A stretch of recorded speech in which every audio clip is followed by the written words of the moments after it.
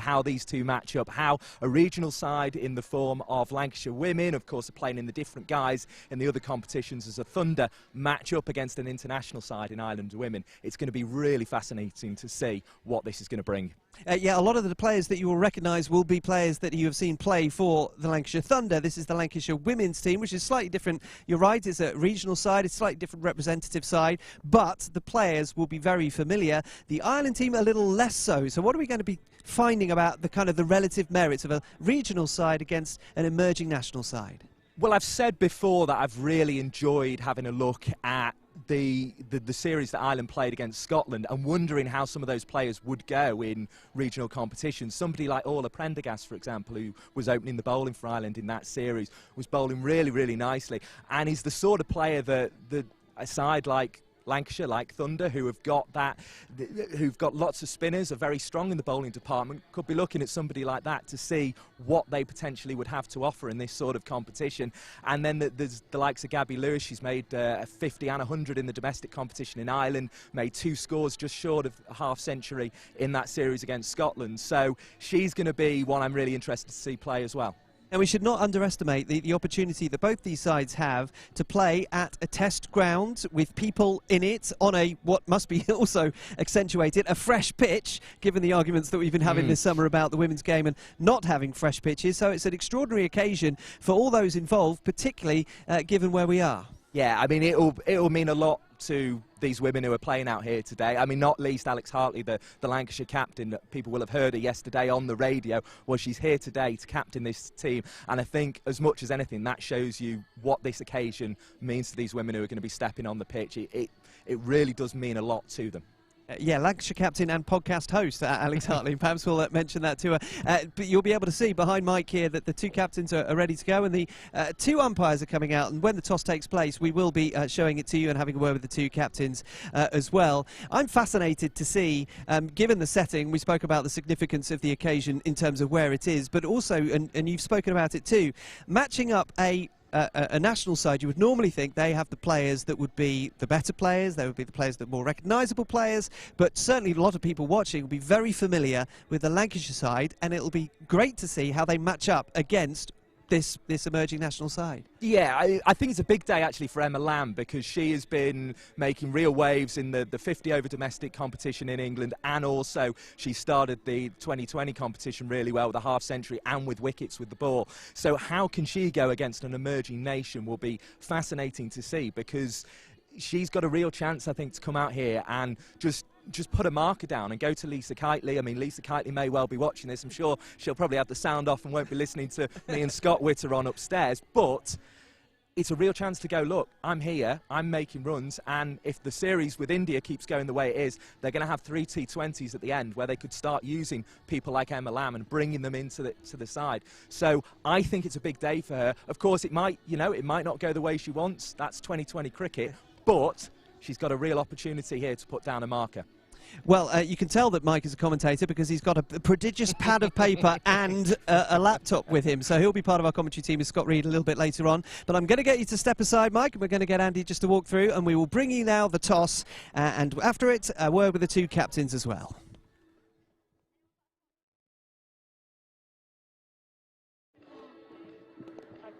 Have you? Please can I borrow it? Oh, thank you so much. Thank you anyway. We'll just have a chat before. Thank you. So introduce yourself to your first lady so that you can introduce others. I am Laura. Hey Laura, Alex, I'm Jasmine. Paddy. Right. Is there anything you want to ask us before we start? Usual rules? Every 6, every 5. Everything. Reset the wicket as well. Sorry, every 6 Every 6 overs. So overs. you won't use this. Every 6 overs you have to sanitize the hands and the ball. Oh, right, okay. Okay, but we'll give you a lift. So you 12 and usually run on with it. Okay. Fielders do the ball, And then if there's a wicket, just do it and then reset. We just reset. Okay. same with the caps as well. So you 12 Oh, yeah. take the caps off. You can't pass them to each other. Oh, very nice. Okay. Yeah. So you're 12 for any of them. We'll give you a lift for that. Yeah. Alright. 3 for your no balls apart from the bouncer. Yeah. Which is a no ball. Yeah. Over the wide, which is our Yeah. Okay. And the first 6 you know is foul play. Yeah. Like before. But any time you want to come to us and ask any questions, please do feel free to talk to us, yeah? Remember, as captain, you're responsible for yourself and your players. Above all, enjoy your game. Enjoy the day, yeah? All the best. I'm responsible for You always are. You always are, Alex. I'm sorry about that. I hope this flips one. It's a tail. We'll have a back first. Thank you. Good luck. Thank you. First ladies, yeah? Thank you. Thank you. Push your microphone. Thank you. So as you can see, it's Alex Hartley who's won the toss for Lancashire women. Alex, what are you going to do? We're going to have a bat first. Tell me why. Looks like an absolute belter. First time we've been on Old Trafford this year. Obviously the boys are on it afterwards. Fresh wicket. So yeah, it looks like a good one.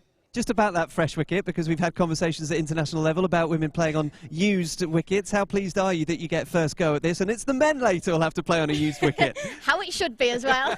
No, I think the whole thing, the test match being used on a used wicket, it's not acceptable. But that's been acknowledged and it won't happen again. So the fact we're here at Old Trafford on a freshie, it makes me very happy. And the setting, you're right, it is Old Trafford. How important is this an opportunity for you on the stream with all these watching, and of course with the people here, an opportunity to show what you can do? Yeah, huge opportunity for these girls. Not often we get to play at test match venues. To be here at Emirates Old Trafford means the world, and yeah, excited to get out there now. Tell us a little bit about the form of your team, because you have been playing well under your various guises this season. There have been those superstars who've been playing well and taking you to greater heights, but it's, I think, the consistency that you'll be pleased about so far. Yeah, we've been fantastic as a group. You know, we've always spoke about being better than last year and being better of passages of play than we were last year, and we've gone out there and we've done exactly that, and we're just enjoying our cricket. You know, that's the main thing for me, is to play with a smile on your face. I love playing cricket and I love representing Lancashire, and to do that, these girls are incredibly lucky. So yeah, we've got Daisy Mullen in today. She's going to bat 4 for the first time this season, and we've got Alice Dyson and Ducky missing out. And just finally, I mean, you must have been enjoying being a captain, but the problem is you've always have to remember to bring a coin out for the toss. Do you know what? I'm Crossy during the 100. She could do it. It's hard work, you know. Do you know the first time that Kate Cross was captain, she also forgot to bring out? Nobody uses coins these days. I can flip a bank card. Is that all right? Well, it's got 2 sides, so it works. Go well, Alex. Thank you very much indeed. Thank That's you Alex very Hartley, the much. Lancashire women captain. Coming in is Laura Delaney, who's the Ireland captain. And tell us, what would you have done had you won the toss? Yeah, I think I would have had a bat as well. It looks like a lovely pitch, but more than happy to get out there with the ball. We have fielded first in the last few international games that we've played, so hopefully we'll go out and start off well. Tell us about how delighted you are to be here in this venue to play against this team, because it's a wonderful opportunity for you. Yeah, brilliant occasion for us. We've never played here before, so we're all really looking forward to it. It's going to be a great game and a great side to play against. And also to be able to introduce some of the players that we haven't yet seen to the wider audience as well, because we will see a lot of young players in your side today, and that always is a great opportunity for them to showcase their talents. Absolutely, and we have a few players that performed incredibly well against Scotland in our most recent series, so for them to have an opportunity to come out here, play against a county side when the game's being streamed is something that's really important for us as a group, but also a great opportunity for them. And you know, the main problem about playing at a test ground where it's not allowed to be full is that when you hit a 6, that ball's gone. Nobody's getting that back. I know, we'll have to go and get it ourselves. Hopefully that is an issue today. Well, go well, Laura. Thank you very much indeed. That's Laura Delaney, and the Lancashire women have decided to bat first after winning the toss. And a little earlier on, I caught up with one of those superstars I mentioned to Alex just a moment or two ago. Emma Lamb has been in scintillating form so far this season at the top of the Lancs batting order. Well, Emma Lamb and I have just been trying to describe the kind of form that Emma is in, and I use the word prodigious. And you are fairly happy with that, because the way that you've been batting recently, and bowling, we'll come to that, has been particularly good. So how much are you enjoying your cricket at the moment? Yeah, I'm not going to lie, this is the best season I've had for a while. So yeah, I've enjoyed it so much. We've had so much fun with the girls as well, playing with the team. So we've had so many games, so it's been great fun. And the consistency that you found, now in all formats, opening the batting, how much has that been the kind of foundation that you needed? Because quite a lot of the time over the previous years that you and I have spoken, and I've been able to watch you bat, the consistency has been the issue for the team and for you. So now, how much are you enjoying the fact that you are getting knocks at the top and you're getting consistently good knocks too? Yeah, I feel a lot more confident like having that batting partner, Georgie Boyce, that I open the batting with every game. So I feel a lot more confident going into games now. And then just like from the communication side with our top 5 batters, it's really good, and we bounce off each other and work well together. So yeah, it's worked really well for us this year. And you've batted at the top of the order in the other formats pretty much consistently. Now you're doing it in T20 as well. So how have you been able to perhaps increase your skills, understand the role a little bit more that's able to be successful recently? Yeah, to be honest, I'm not actually batted that much differently from the 50 over stuff to the T20. It's just maybe going through my gears a little bit quicker. But again, I've gone out and tried to play proper shots and not try and slog everything, which doesn't work for me. But yeah, that's the way I've tried to play, and that seems to have worked so far. I mentioned we talk about the bowling. That has also been particularly good this season and recently as well, 4 wickets the other day. I mean, how much do you feel like that is a second string to your bow, or do you feel like genuinely, as an all-rounder, you want to consistently perform in all formats and all skills as well? Yeah, well, now I count myself as a genuine all-rounder. So every game I want to do well with both bat and ball. I think that's how I'm different to a lot of people, that I do contribute with both now. I've worked so hard on my bowling over the winter with Stephen Parry, and I feel so much more confident, and yeah, I'm really happy with my bowling at the moment, so yeah. And finally, I know they talk about Oscar buzz, don't they, around the Oscars? Well, I'm going to call it England buzz. So the consistency that you've shown obviously gets people noticing you and talking you up in terms of international recognition. How much do you think about it? How much of a conversation do you have with your coaches about stepping up that extra level? To be honest, I think about it, I do, but my main thought is doing well in these games. Like, as long as I perform well and do the best I can, then whatever happens, happens. I can only do as much as I can do. It's obviously always on my mind. I'd absolutely love to play for England one day, but I can only control what I can control, and that's what I can do on the pitch at the moment. We look forward to watching you today. Go well. Thank you very much. Thank you very much. Cheers. So that's my conversation with Emma Lamb a little while ago, and it is indeed Emma Lamb who is one of the star names of this Lancashire women's team. But before we tell you about that confirmed starting 11, let's bring you the 11 that is representing the Ireland women today. And it is number 66, Gabby Lewis, number 13, Rebecca Stokel, they're the opening pair. Number 14 is the captain, Laura Delaney. 85, Shauna Kavanagh is the wicket-keeper. 84, Orla Prendergast. Number 12 is Lara Maritz. Number 54, Amy Hunter. Number 16, Leah Paul. Number 4, Georgina Dempsey. Number 2, Celeste Rack. And number 42, Ava Canning. So that is the Ireland 11. And for Lancashire women, it is number 14, Emma Lamb, opening the batting with 13, Georgie Boyce. Number 11 is Ellie Threlkeld, the wicketkeeper. 16, Daisy Mullen. Number 10, Nat Brown. Number 19, Laura Marshall. Number 7 is Laura Jackson. Number 6, Danielle Collins. 20 is Sophia Turner. Number 4 is the captain, Alex Hartley. And number 5 is Hannah Jones. Mike Perkins of the BBC and our commentary team, partner of Scott Reed today, is alongside me to divest himself into that team news. It's interesting because we have seen Lancashire Thunder play, we've seen Lancashire women play once this season as well. We're going to see the Manchester Originals later. Some of these names will be very familiar to people by the end of the summer. But talk to us about who we've just been speaking to. Emma Lamb, who's really taken a step up from being that, yes, a player with prospects and potential to now being one, as we discussed in that conversation, to having a really prodigious talent. Yeah, she's one of those who's benefited from the new professional setup at the domestic level, because there's been a lot of players for a lot of years who are kind of in that sort of almost like that England A side, if you like, that side that aren't playing the internationals but have got that potential to go on and do that.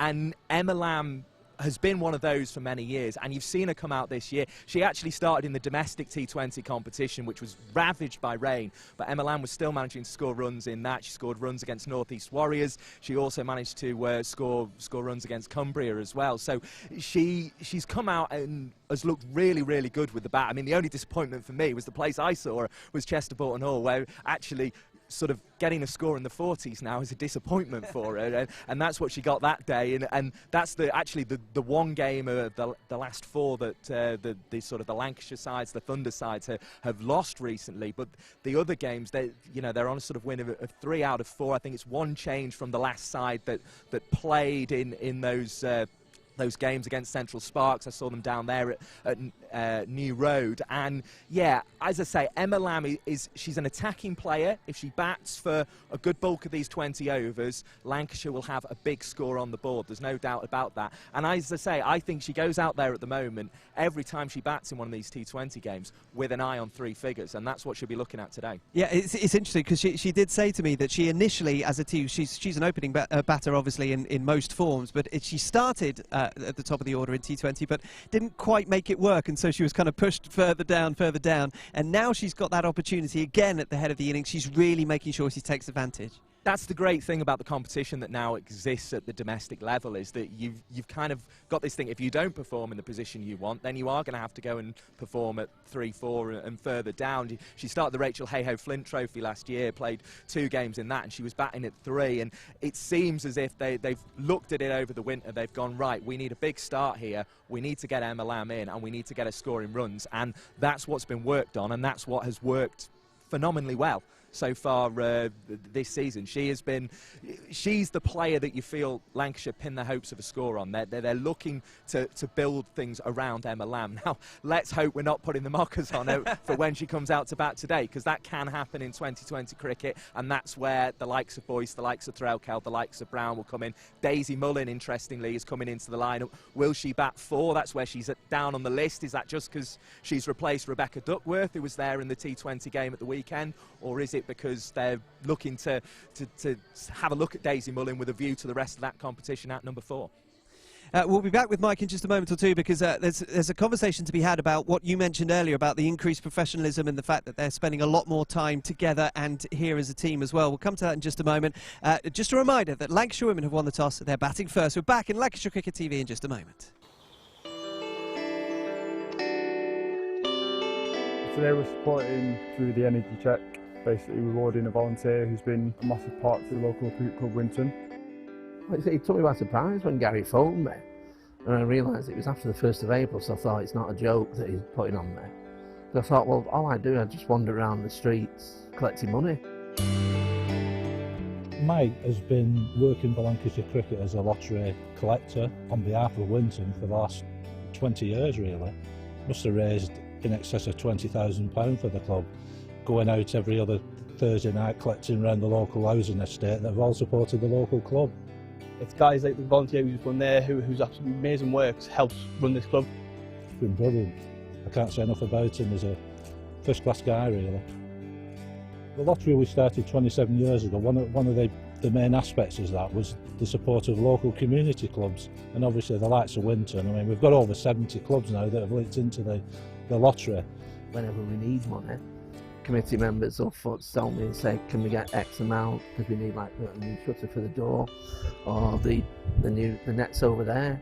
Those earnings really go a long way to help the day-to-day runnings of a cricket club. They can spend those funds on new cricket balls, nets, new rollers, anything they like really. Over £20,000 in that time has gone into Winton, which I think has been brilliant. And then we got the grant for the 3-lane nets, and they've been up there 3 years now, I think. Without the likes of these cricket clubs and grassroots clubs, you're not going to see the progression from the kids coming through up to the senior teams. So it's really important for me to really reward the people that are keeping these clubs like Winton going. My local clubs, they normally go unnoticed, kind of like the unsung heroes, but I think what we're doing, it's really pleasing to see, giving back to local communities.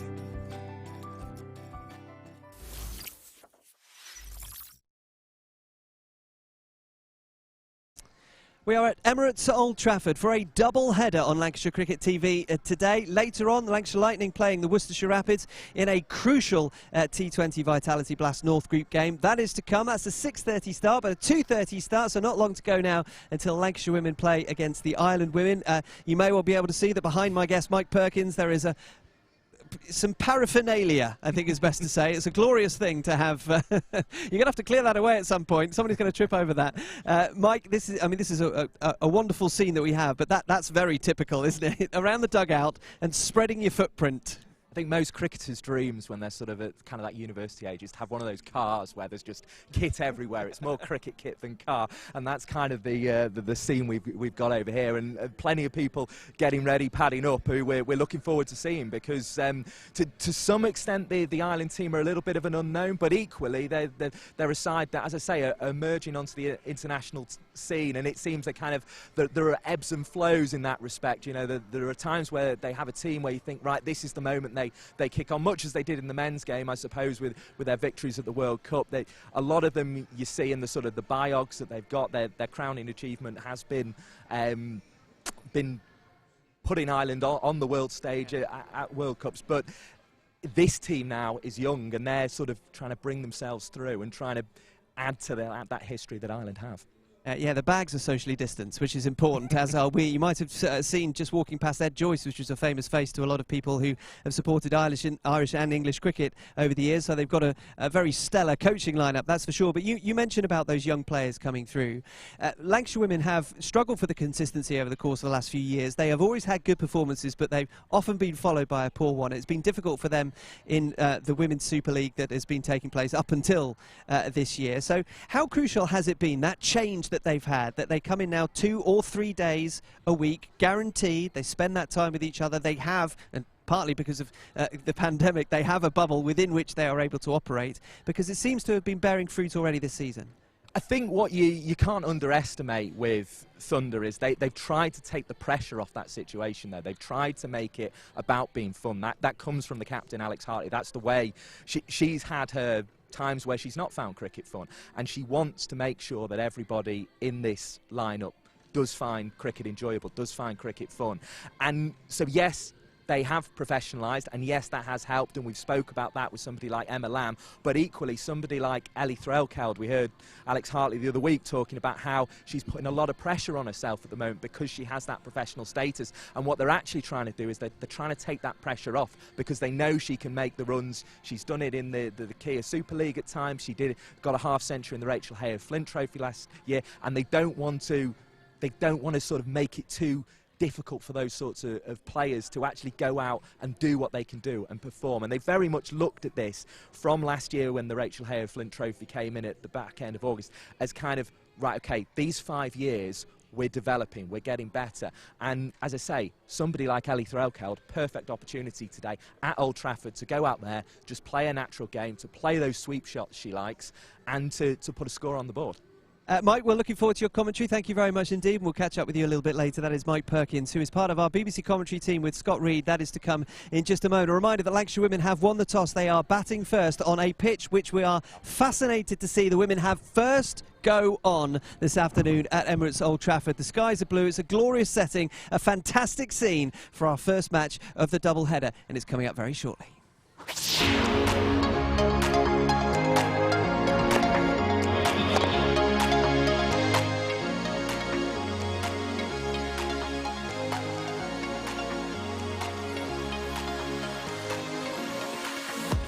Well, it's that time again. Time for a bit of rock and roll. Huge wicket! Oh, have a look at that!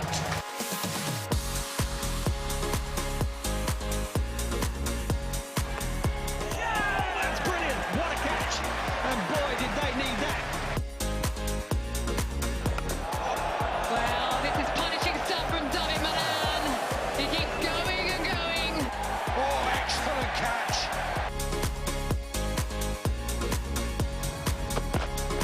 God, what a delivery! That is an absolute beauty! That is magnificent! Got to be quick here. Yeah, brilliant world-class David Willey! Oh, he's gone again. He's gone again, this time straight. Running round. Oh, that's incredible. What a catch. Huge wicket. That could be the game right there. He's got him. It's 7. Unbelievable. Oh, no. Would you believe it? It's the Notts Outlaws, 2020 champions. Brilliant performance.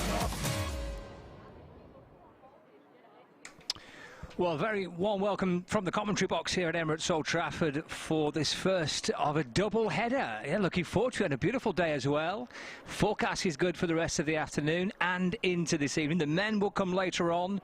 There's lots at stake in the T20 blast for Lancashire Lightning against the Worcestershire Rapids, but We start with Lancashire women against Ireland in this fixture here in Manchester. Welcome to the commentary team, myself and Mike, who you've been watching on the live stream just in the build-up to the game. Good afternoon, Mike. Should be a good, hopefully a good doubleheader, but hopefully a good game to start with. Yeah, it was really nice to get out there actually, and just to be there at the toss. It was quite interesting because Laura Delaney and Alex Hartley. It was a hello, pleased to meet you sort of job. Obviously, can't shake hands in these days, but obviously because they've been separated in these sort of team environments, as we now call them, it was sort of their first chance to meet and have a chat at the toss there, and they seem to really enjoy it. And I mean, it does look, there's the odd little crack, as you'd expect, sort of on a square that's had as much sunshine as this one's had, but it's all off the main area of the pitch.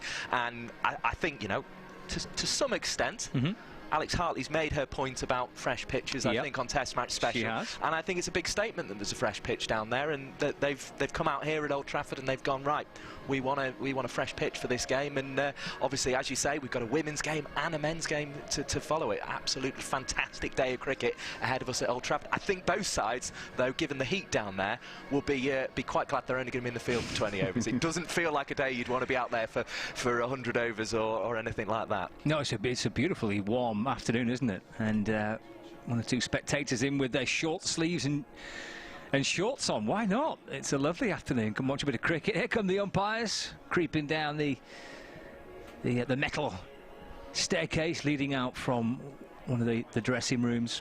I actually just managed to catch a little bit of the Lancashire team talk. I mean, I wasn't snooping, I can promise you. I just happened to be out on the gantry, and I heard Kyle Hogg, who I think is overseeing things for Lancashire today, saying, we've got a new pitch, there's no excuses, let's go out there and relish the fact that we're playing on a freshly cut pitch. As you say, it's not often that happens, even at the international level, as you touched on, with Alex being pretty strong about it the other day for that women's game against India. But we've got one today. The umpire's on their way out, all smiles to begin with, and looking forward to a good few hours of cricket.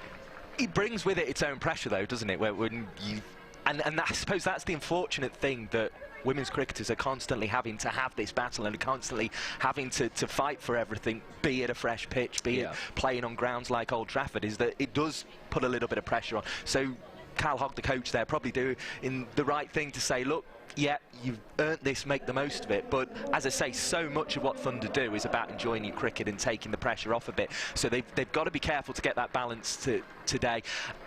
Interesting, I thought as well, Ireland saying, yeah, we would have batted on this too. We would have wanted first go on this as well. So, but it'll be nice for them because, again, they've come a long way here to be part of this game and to have this tour match here.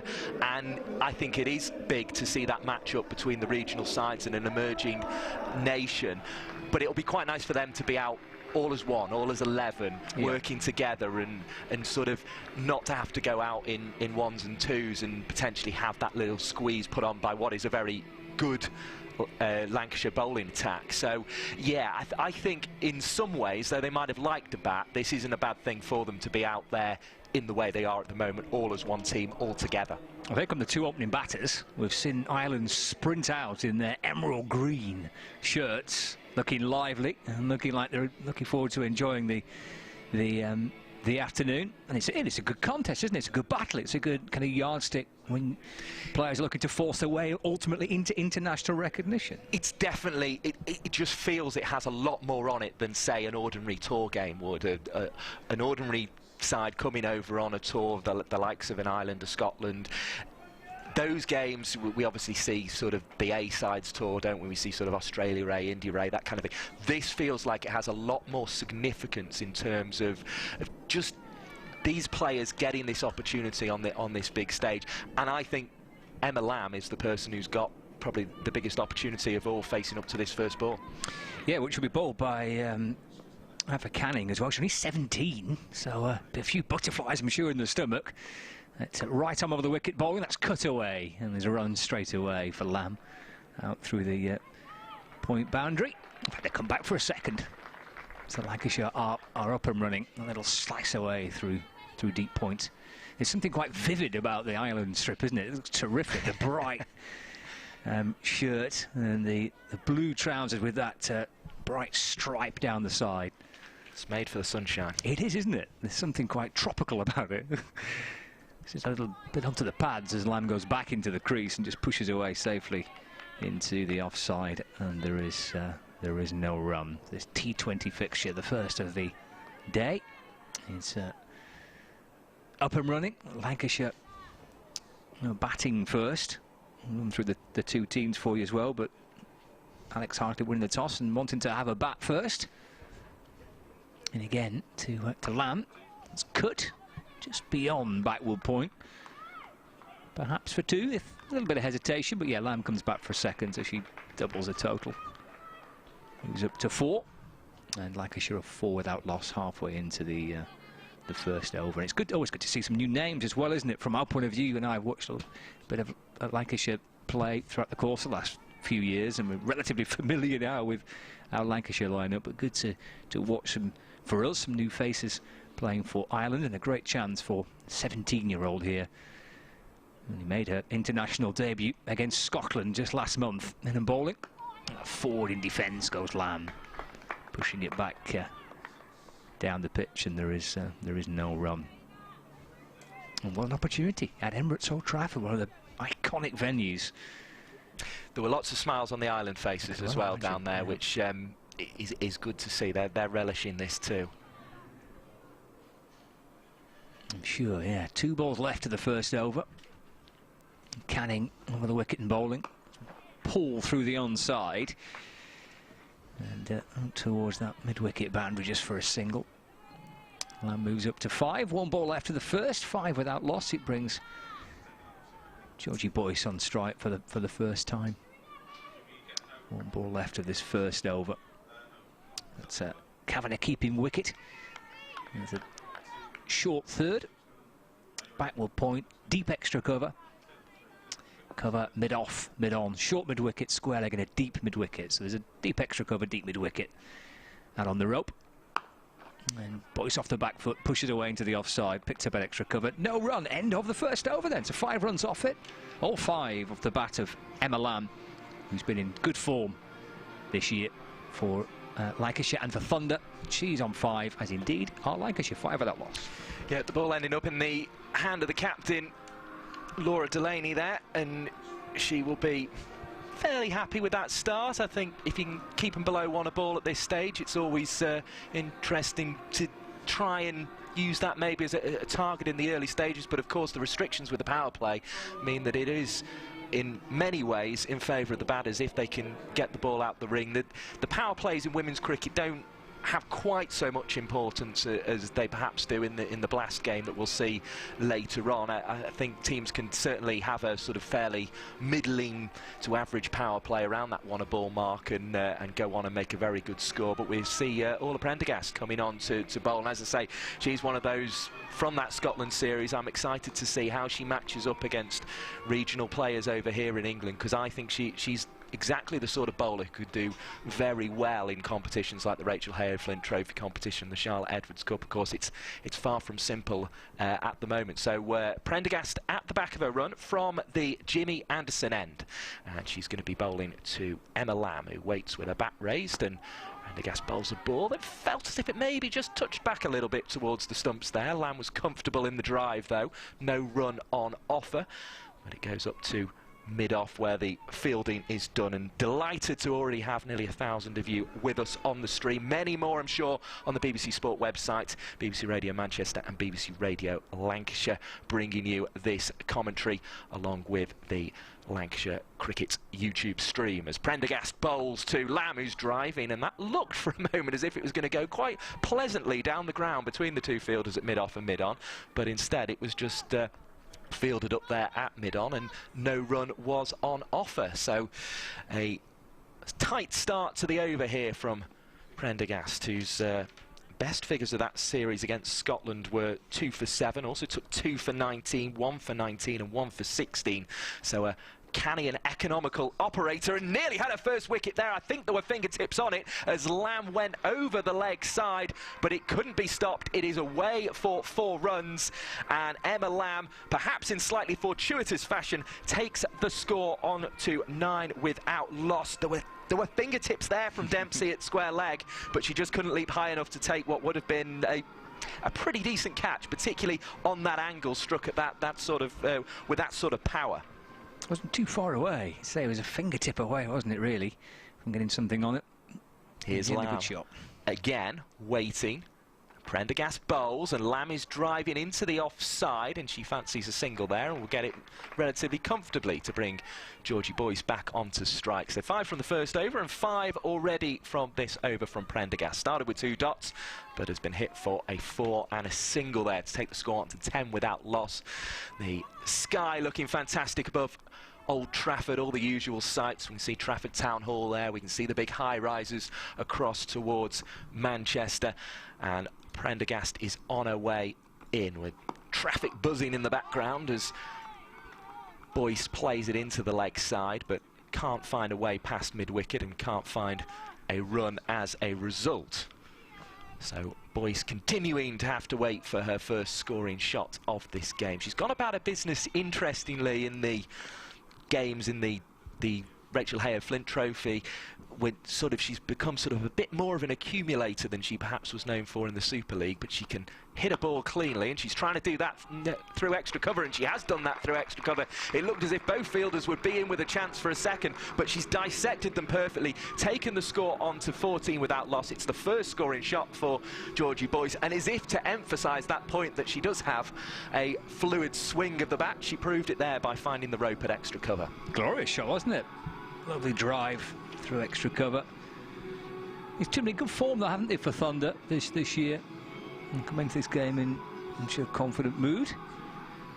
And we got runs and performed well with the bat. Oh, that's a beautiful shot, driven away through extra cover. 5 off the first, 9 off the second. Can't ask for much more than that. It's a great start. It is, yeah. With a decision to bat first from captain Alex Hartley.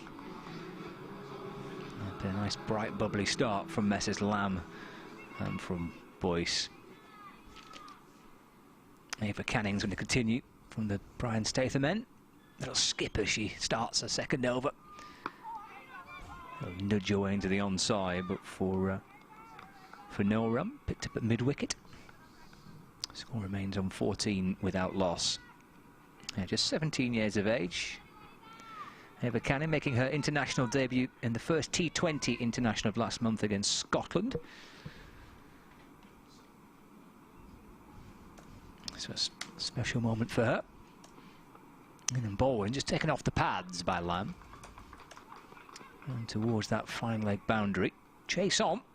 Well, it's a good effort there, just scooped up Georgina Dempsey. Doing well to get fingertips on that, just hooking the ball away from the boundary rope in front of the hotel here at Emirates Old Trafford.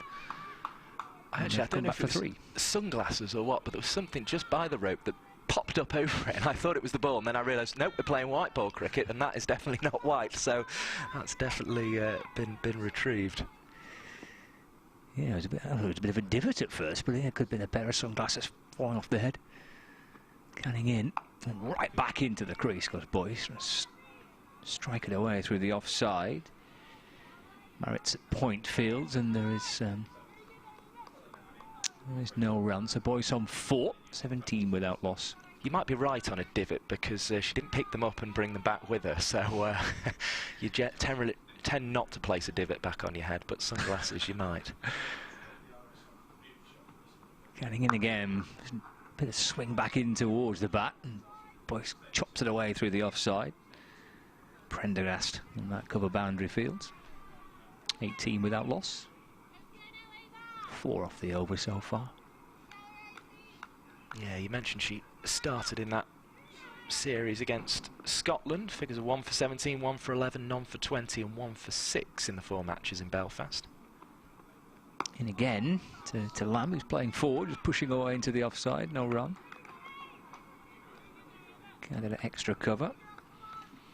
2 for 52 as well in the domestic competition in Dublin. That's a 50-over competition at the moment. And Prendergast and Canning open the bowling together in that as well. Canning again, cut. Picked up at backward point, no run. End of the 3rd over. Boyce 5 and Lamb on 13. Plenty of energy around the field, as you'd expect from the Ireland players. Nice steady start by the 2 batters there. 13 to Lamb and 5 to Boyce. 18 runs on the board to begin with. Yeah, good to see 1 or 2 spectators have come in and had a little bit of a look at what's going on so far here today. Boyce and Lamb with a conversation in the middle. As we say, this is the opening partnership as well in domestic cricket in Ireland. These two playing for the Scorchers against the Typhoons in those recent 50-over. Sorry, for the Typhoons rather, against the Scorchers in the 50-over competition over there. So they'll be used to working together, these two, and they'll be trying to find a way through, because 18 without loss is the score at the end of the 3rd over, and Boyce trying to add to it there, but she won't be able to do so because it's come off rather the wrong half of the bat, as her circumspect look at it will indicate, and it just goes up to mid-on, where the fielding is done by Maritz, and Prendergast gets ball in hand again. So Will Boyce, having hit that nice boundary, decided she's had enough of a look at Prendergast here and go for another big swing. She does, goes through extra cover again and will find the rope again. Lovely shot for 4 runs by Georgie Boyce. She's giving herself just enough room there, although Prendergast will probably feel she's offering a little bit too much room outside that off stump too. Takes the score on to 22.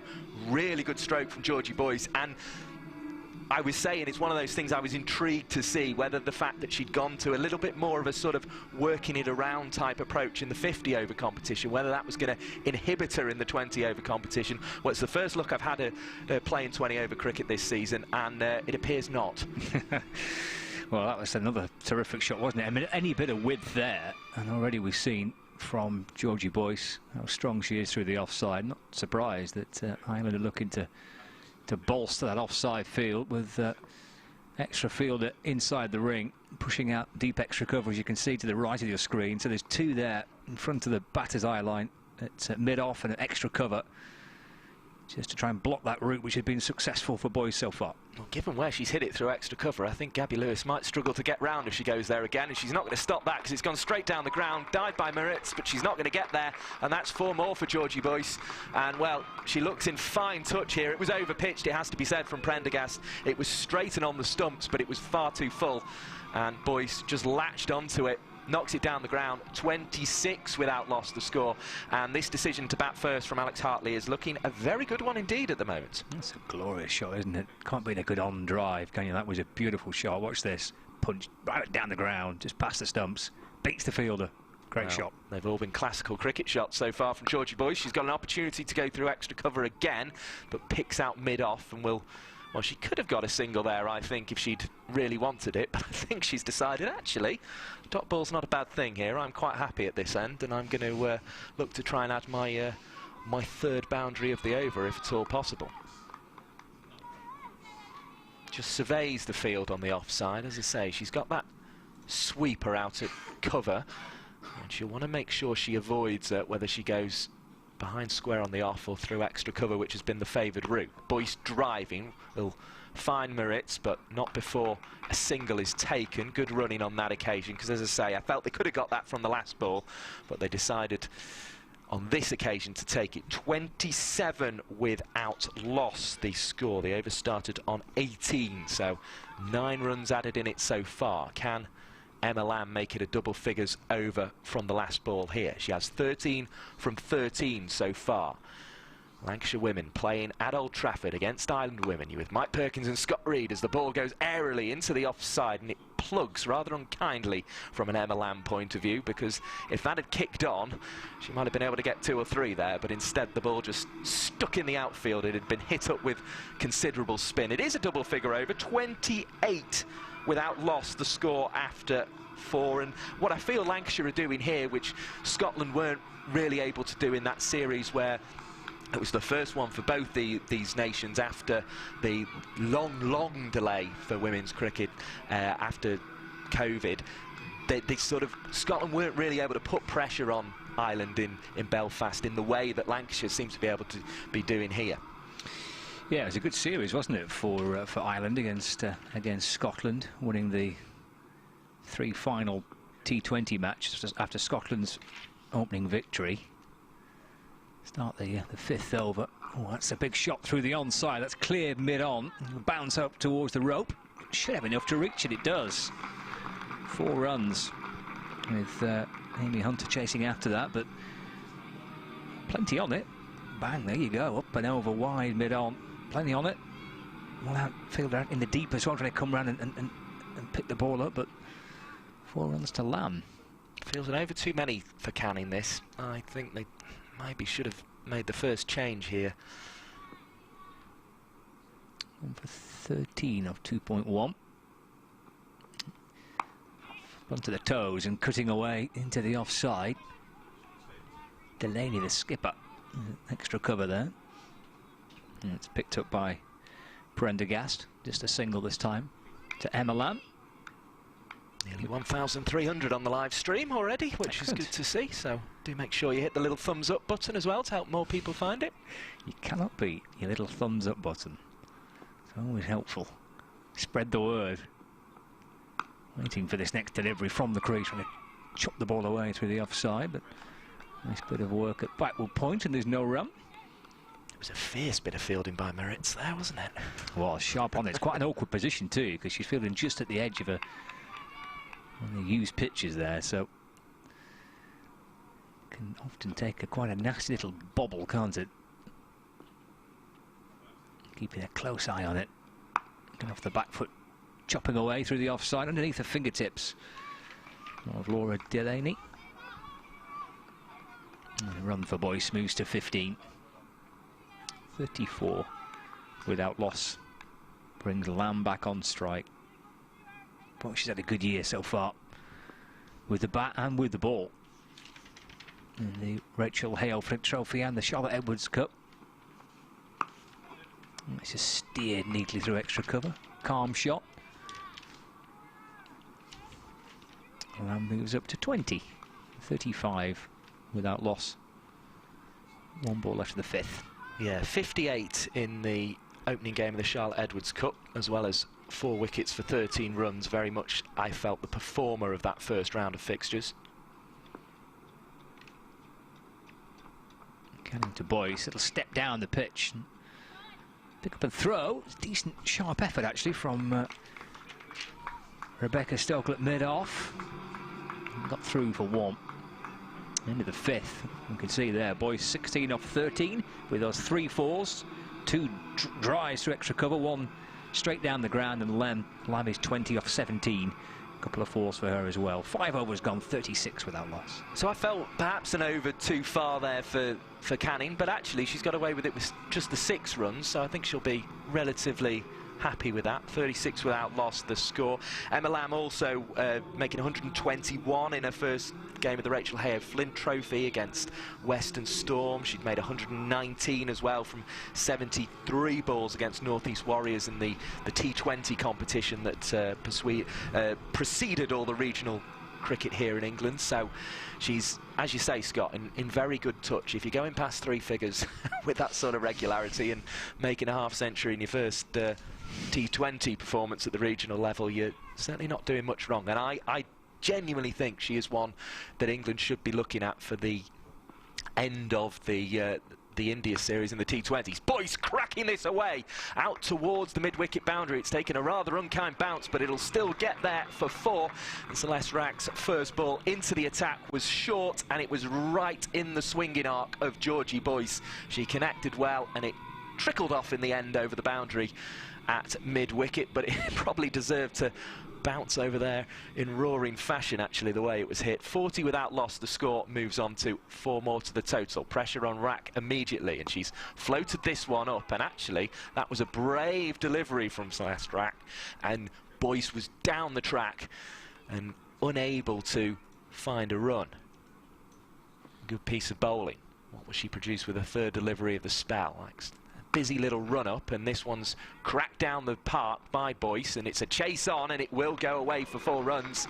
And Ireland will be a little disappointed not to keep that one within the ropes. 44 without loss, the score moves on to 1,500 of you already joined us. Good to have you with us, and well, you're watching an opening batting masterclass, it has to be said, from Emma Lamb and Georgie Boyce here. They're finding the rope with regularity all of a sudden.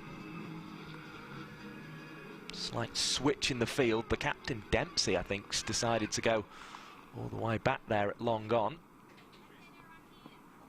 In comes Rack again. She also has a sweeper out on the offside. Boyce prods it towards the gap that creates in the ring, but doesn't find it, and only is able to settle for a dot ball. In comes Rack again. Bowling to Boyce, who's down the track and is hitting high and away, and for 4. Lovely shot by Georgie Boyce. It was a risk, but it was the sort of risk that you have to take in T20 cricket, and this is turning into a very, very good power play for Lancashire. They move on to 48 without loss as we approach the end of the 6th over. Yeah, but knowing the leg spinner picking it up pretty early, kind of going with the spin, hitting it up and over mid-off. Good shot. Calculated risk. Here's Rack once more. Throws it up again. Boyce this time, just as she has a couple of times in the over, gone down and not quite got there, but when she has, she's found boundaries. 48 without loss, the score at the end of the 6th over, and I think Lancashire will be happy with that as a power play. I think not losing the wicket, but also sticking those 48 runs on the board. Yeah, I agree. Both equally as important, aren't they, in power play? Of course, you want runs, you're going to make the most of the fielding restrictions. But that on the top left of the screen there, that column that says 0 on it, that's the key one after 6 overs. All wickets intact. 48 without loss is a very solid power play by anyone's book. Nice and bright from Lamb and from Boyce. I'm sure people couldn't detect it at home, but there was a slight panic because I'd been down there and I had sort of the laptop and the phone and the book with me. Yeah. And I'd put the phone in the wrong pocket, and I sort of went, oh, where is it? Slight concern. And then there's a worry when you're looking out there on the square that it's not been, been dropped on the corner bit. By the umpire's foot or something, yeah. Stamped on, but it is here. We're fine. We're fine. Interesting first over from the leg. He's gone for 12, but I mean that's that's going to happen from a leg spinner. Of course, a young leg spinner looking to develop and progress. That's okay. The leg spinner shall come back, I'm sure. First over done, bowling from the Jimmy Anderson end at Emirates Old Trafford. Comes into the game on the back of a couple of wickets too in a previous game, so she's in decent enough touch. First ball and change from the Brian Statham end. See Laura Marritt's come into the attack. It's in the end worked down towards backward point, which fielded by Paul, and there is no run. 48 without loss. Yeah, you had a little good fortune of being able to get out to the middle, didn't you, before? Well, it's normally territory that's well and truly off bounds for us in COVID times. I was going to say, and in COVID times, it's a particular treat, because usually we can... Well, I'll let them bring in this ball, and then... Yeah, back in again.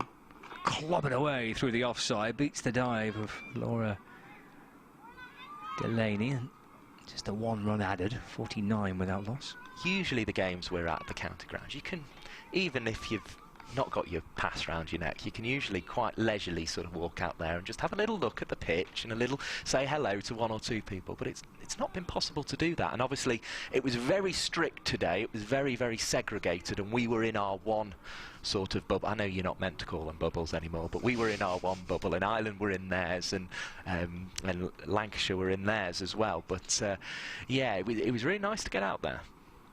Right, and one of the wicket bowling hit down the ground by Boyce. Oh, and it burst through the fingertips of the fielder coming round from mid-on. 4 runs, but a little bit of a bonus 4 runs. Ivor Canning there trying to sweep round. Got to it as well. Oh, and just underneath the fingertips. There's been a few of those already for Ireland, though, and they will have felt that they're already chasing sort of 8-10 more than they should be in this second half of the game, and they'll be disappointed with that, because if you can take 10 runs off a total, it brings 8s down to 7s really, and Lancs are going at 8s at the moment and looking quite comfortable doing it. They've already got their 8 from this over. There's Lara Maritz in again, bowling. Foolish ball, just an off-stump driven. Got a single there, ticking along to the total. Brings Lamb back on strike. Squad number 14 for Emma Lamb. A little peer over her shoulder, looking out towards the leg side. 21 not out. And across the stumps there, it's a clever shot. That's down towards the fine leg boundary for 4 runs, but with the fielder inside the ring at fine leg. That shift right across the crease. A little paddle to the right of the fielder. Georgina Dempsey inside the ring. That's a cute shot, isn't it, for 4? Terrific effort. I gave that the old round of applause because I thought that was absolutely brilliant. It's and it was kind of, when those shots first came about, people used to think you had to get right down and threaten your dental insurance to do it, but actually she was stood quite tall there and still just, it was almost an old-fashioned leg glance, but kind of walking across the crease to do it. Really, really good shot. Yeah, shot of a batter in form, isn't it? You said there's not a great deal of room for error. A shot like that, it's muscled away through the onside. There's a bit of cover in the deep. Should come back for 2. Throw comes in there towards the bowler's end. Come back for a second. It's the end of Lara Maritz's first over. It's gone for 12. 7 gone. 60 without loss. Yeah, so as we say, the run rate was 8 in the power plays, and it's going in the right direction with the 12 there. The last 2 overs, in fact, have gone for 12 runs. They have indeed. So that's a very, very nice position to be in for Lancashire women at the moment, and Ireland really, really need a wicket, or they're going to be chasing plenty on what is a flat wicket, we have to say. It does look as if it's going to be very, very good for batting, but Lancashire are looking very strong at this point. But we are less than halfway through the first innings of the game, so we need to make sure that we keep an eye on things. We'll keep people up to date with the score in the one-day international as well, because I think the fact that Sri Lanka aren't doing particularly brilliantly, as in comes Rack again, and Boyce likes the look of that. She was down the track, she might have met it on the full even if she hadn't have been. Didn't quite get all of it though, and that's a good piece of fielding by Ireland. That's probably, we were saying they'd maybe conceded 8-10 more than they should have. Well, Stokel, I think it is out there, I'll confirm that for you in just a moment, has just saved 2 there probably, so she'll be happy with that. 62 without loss to score. Sri Lanka 93 for 5 at the moment, and I think that's helping people come in and having just a little bit of a look about how Lancashire women are getting on here, because they're going along very nicely. 63 without loss, and we have more than 1,700 of you currently watching the live stream, which is absolutely fantastic. Also on the BBC Sport website, BBC Radio Manchester and BBC Radio Lancashire. As Rack bowls, and this one's swept away into the leg side. Lamb has to return to her ground and was a little on the casual side about doing so for a moment there, but no harm done as the throw was speared in. Ireland now going back to sweepers at long off, long on, and at deep mid-wicket, who's already come into play. It'll be long off's turn on this occasion as Lamb settles for a single, knocking the ball down the ground and adding another to the total. 64 without loss. Of course, though, plenty of that audience that is here for this game are here directly for this. They want to see how Ireland are going to get on. They've been limited in their cricket since coronavirus, as this one struck out to wide long off, and a single taken by Georgie Boyce, and also plenty on it at the moment with the Charlotte Edwards Cup in process. In their other guys, Lancashire's Thunder with Cheshire and Cumbria, they've won the first game of that competition, and they're looking in good form. Drop catch here at extra cover. It's the captain who goes away to her right-hand side, Delaney, and just can't cling on to that one. It was struck fiercely, but I think that was a catch that Ireland will feel they should have held, and it's a catch that they need to hold because the score is 66 without loss. Boyce has 37 of them, Lamb has 29. Yeah, kind of sharp up to her right-hand side, wasn't it, in the end? Getting something on it, getting a decent firm hand on it, actually. Parrying the ball away. And that probably is a sign of the lack of cricket, actually, that Ireland have had. They've had to... We talk about Alex Hartley's been fighting hard for fresh pitches that suit women's cricket. Well, Ireland have just been fighting to get on the pitch. They've had that series against Scotland. It was organised for late last year. They were going to play it in Spain, in fact, as the new over starts. And this is swatted away through wide mid-on. Just for one, though. Lamb moves to 30, 67 without loss. And that had to be cancelled because obviously the measures around foreign travel got tighter and tighter, and of course, you know, certainly in this country we ended up back in a sort of a full lockdown really by around Christmas. So they really had to wait for that series, and this is valuable cricket. But we are going to, I think, see things like Delaney there would have felt she should have taken that catch, and with a bit more game practice probably would have. And stepped to the leg side and driven down the ground for a single. Yes, England were fortunate, weren't they, last year? Well, we're all fortunate to get the cricket that we got, and on an international level, of course, that series which was held here at Emirates Old Trafford and the Ageas Bowl in Southampton for the men. Women were able to play against the West Indies in Derby behind closed doors. It's a good-looking shot, swatted out through deep mid-wicket. Come back for a second as well. 32 to Lamb, 70 without loss, but yeah, it's been a tricky time, hasn't it, to get on the field and actually play. Well, this was the bubble, wasn't it? One of two bubbles last summer. This was a peak bubble place. There's a little bridge away to our left-hand side where often you can sort of just have a little peek. I run over there in the winter sometimes, just have a little peek towards the cricket ground to check it's all as it was.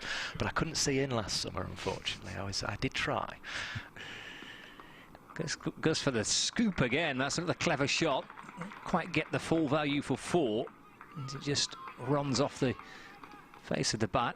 Lamb comes back for a second though. 34 to her, 72 without loss. If it's possible to leading edge a scoop, I think that's what Emma Lamb has just done, and it took the ball. She was looking to scoop, I think, over her left shoulder into the leg side, and ended up kind of getting the other half of the bat, and it went over her shoulder into the right side. It might have been a little bit more deliberate than that, but it felt a leading edge scoop, which I don't think I've seen many of. It's a new T20 shot, Mike.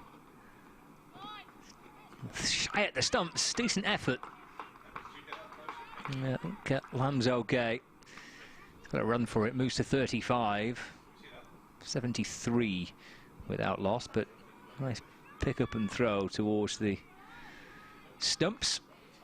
That's the definition, though, of a well-judged single, isn't it? She was running her bat in, didn't have to get the dive out or anything, just made it there, and even though it was a direct hit, she was comfortably home. Sometimes with the direct hit, you can be in a bit of bother, can't you? But they made their mind up early. Straight to extra cover, this final delivery of the 9th. 73 without loss. Lamb 35, Boyce on 38. And the hotel there to the right of the screen, and the point and conference centre to the left. And the pavilion dead centre. Yeah, that was the base, wasn't it, for the biosecure bubbles of the international cricket played here last year at Emirates Old Trafford. It's a great shot, that, actually. I really enjoy seeing that when I'm sitting at home watching the live streams, and then magnificent shot of, you've got the old pavilion there, you've got the point, the new building, you've got the new hotel, you've got Trafford Town Hall in the background there as well. Looks absolutely fantastic. So another change of bowling here. Leah Paul coming into the attack. She will have to turn things in Ireland's favour. They need wickets here because Lancashire will be going very big. I mean, I said at the start there would be a little bit of pressure on Emma Lamb against an emerging international nation to prove what she can do, and that she might be in the hunt for international honours. And so far she has done her job very well. And as I say, I just think she always comes to the crease now. When we heard that interview with her as well that Hugh did at the start, I think she just comes to games expecting to be getting up towards the half-century. She's 15 short of it now, and maybe even going 3 figures. So Ireland really have to do something about that. They've got two fielders in at backward point. at the moment, just trying to cut that option off for Emma Lamb. So she'll go into the leg side and she'll find 4 runs, no problem at all. On the sweep, had to just dip at the knees a little bit more than she was first expecting. I think she thought she might even be able to club that from a standing position at first, up and over mid-wicket, but the bounce wasn't quite there for her, but she was able to direct it behind square for 4 runs. 77 without loss, the score. The overs starting to rattle through, but concerningly for Ireland, the scoreboard's rattling along as well as we start the 10th over of the game. And that's been largely down to Emma Lamb, who's magnificent to watch. That will be signalled as a wide ball. No disgrace going for that tactic with those 2 backward points in, but just straying a little bit far there was Paul on her second delivery. 78 the score goes on to with the extra. Bowling left arm around the wicket, looking for the reverse sweep, and much as she did with the first delivery actually, Paul, there, though it was a poor delivery that was swept for 4, getting the ball to stop in the pitch a bit, and Lamb was through the reverse sweep a little too early on that occasion and couldn't find a gap. You're listening to cricket between Lancashire women and Islands women at Old Trafford, as this one's floated up way too high. It's a full toss and it's hit away for 4 runs, and Lamb will be a little disappointed, I think, that she didn't hit that all the way for 6. 83 the score goes on to, 4 more to the total, and no ball as well adding to that. And Emma Lamb looking in very fine form. We said she'd have her eye on that half-century. Well, she's up to 43 from 31 balls, and that was her 5th boundary. And she might have missed out on the reverse sweep, but she didn't miss out on the full toss. And no, made the most of that. She's standing at the crease, balanced again as it comes in. She's cracked this one high. Now, will it be caught? It will be, and that's...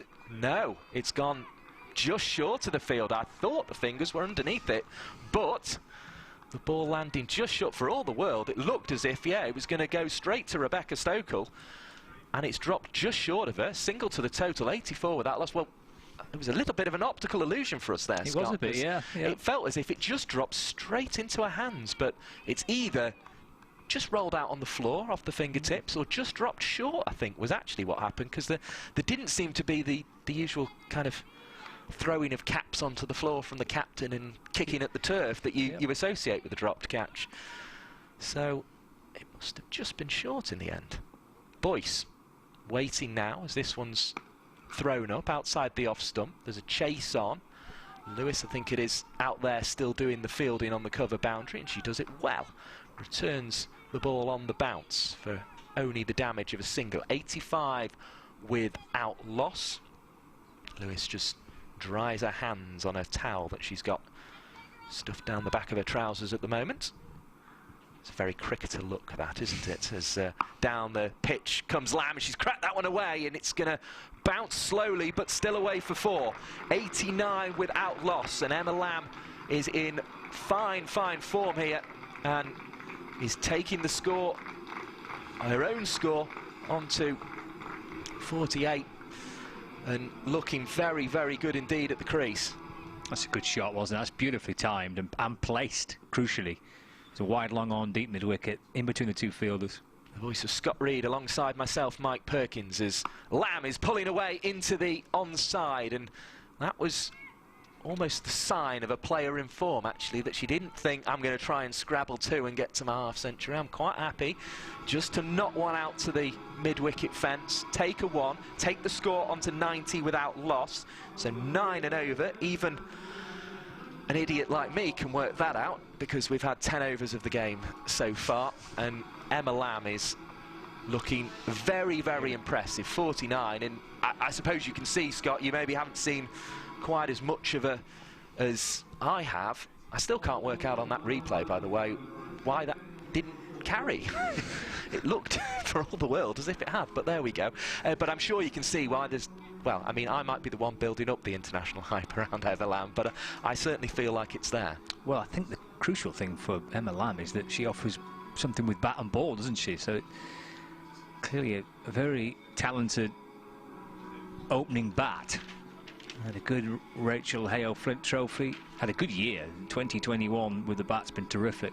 for Emma Lamb on screen now. Just looks in charge, doesn't she? She does. And then they offer that ability to offer something with the ball as well. Well, it's a good alternative to Heather Knight's off spin as well, to have Emma Lamb there who can do it as well. Looks like she means business. It's like, well, I'm 1 away from 50, but that's just the start for me. As I say, I'm sure Lisa Kitely, if she is watching, isn't listening to me and you, but hello if you are, Lisa. It's driven beautifully down the ground. A glorious way to bring up a half-century. Come back for a second. That's a lovely shot. Really is. To a straight mid-on. Little smile on the face, and rightly so.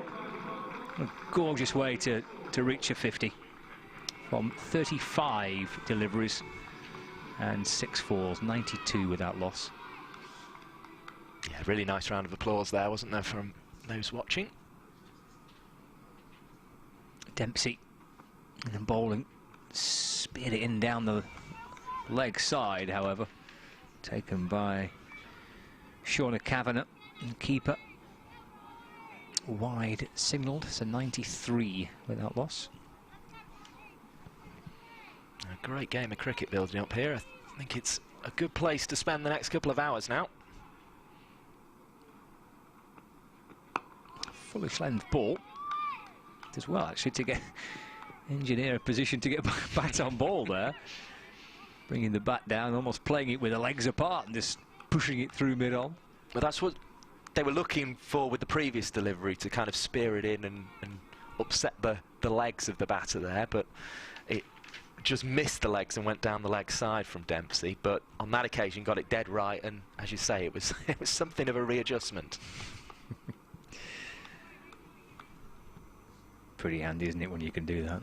Just quickly readjust. It's all right. I'm in the wrong position, but it doesn't really matter. I can adjust.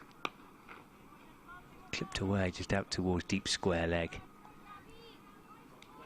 Boyce moves to 40. So Dempsey into the attack from the Brian Statham end of the ground. Yeah, there's plenty I know who, in attempting to readjust, would have been hit on the pads and it would have rolled back onto their stumps and they'd have looked a right mug, but these players out here certainly don't. If you had, no, would have fallen over. Dempsey in. Oh, Lamb takes a hold of that and sends it out towards the onside. Voice gone for 6. It's a valiant effort. Just in front of square on that leg side boundary. It'll palm up in the air by Gabby Lewis. There we go. Plenty on it. Just enough. Oh, yeah, just enough. One hand on it. Foot right by the rope. Clearing the fielder and getting 6. Brings up the 100. I was watching poor Gabby Lewis through that, and you could just see she knew exactly where the rope was, and she thought, this is going to just go over my head. I can't go back any further. Oh, she knew she had little room there. Scooped over. Backwell point this time from Lamb. And that's flicked away. Lamb comes back for a second, so moves up to 50, correction, to 60.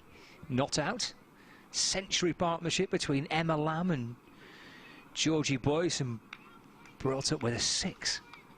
Tipped over the bar by the fielder Gabby Lewis at deep square leg. And it was almost the reverse of what happened before with Stoker, where it seemed to land just a yard short. It was just a yard too long that time.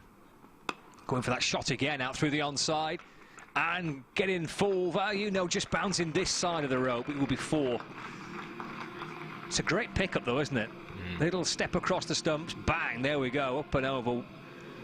That wide mid-on region, 1 bounce and 4 runs. Goodness me, Emma Lamb looking in fine fettle here, 64 not out, and 107 runs on the board without the loss of any wickets yet. 11 overs gone.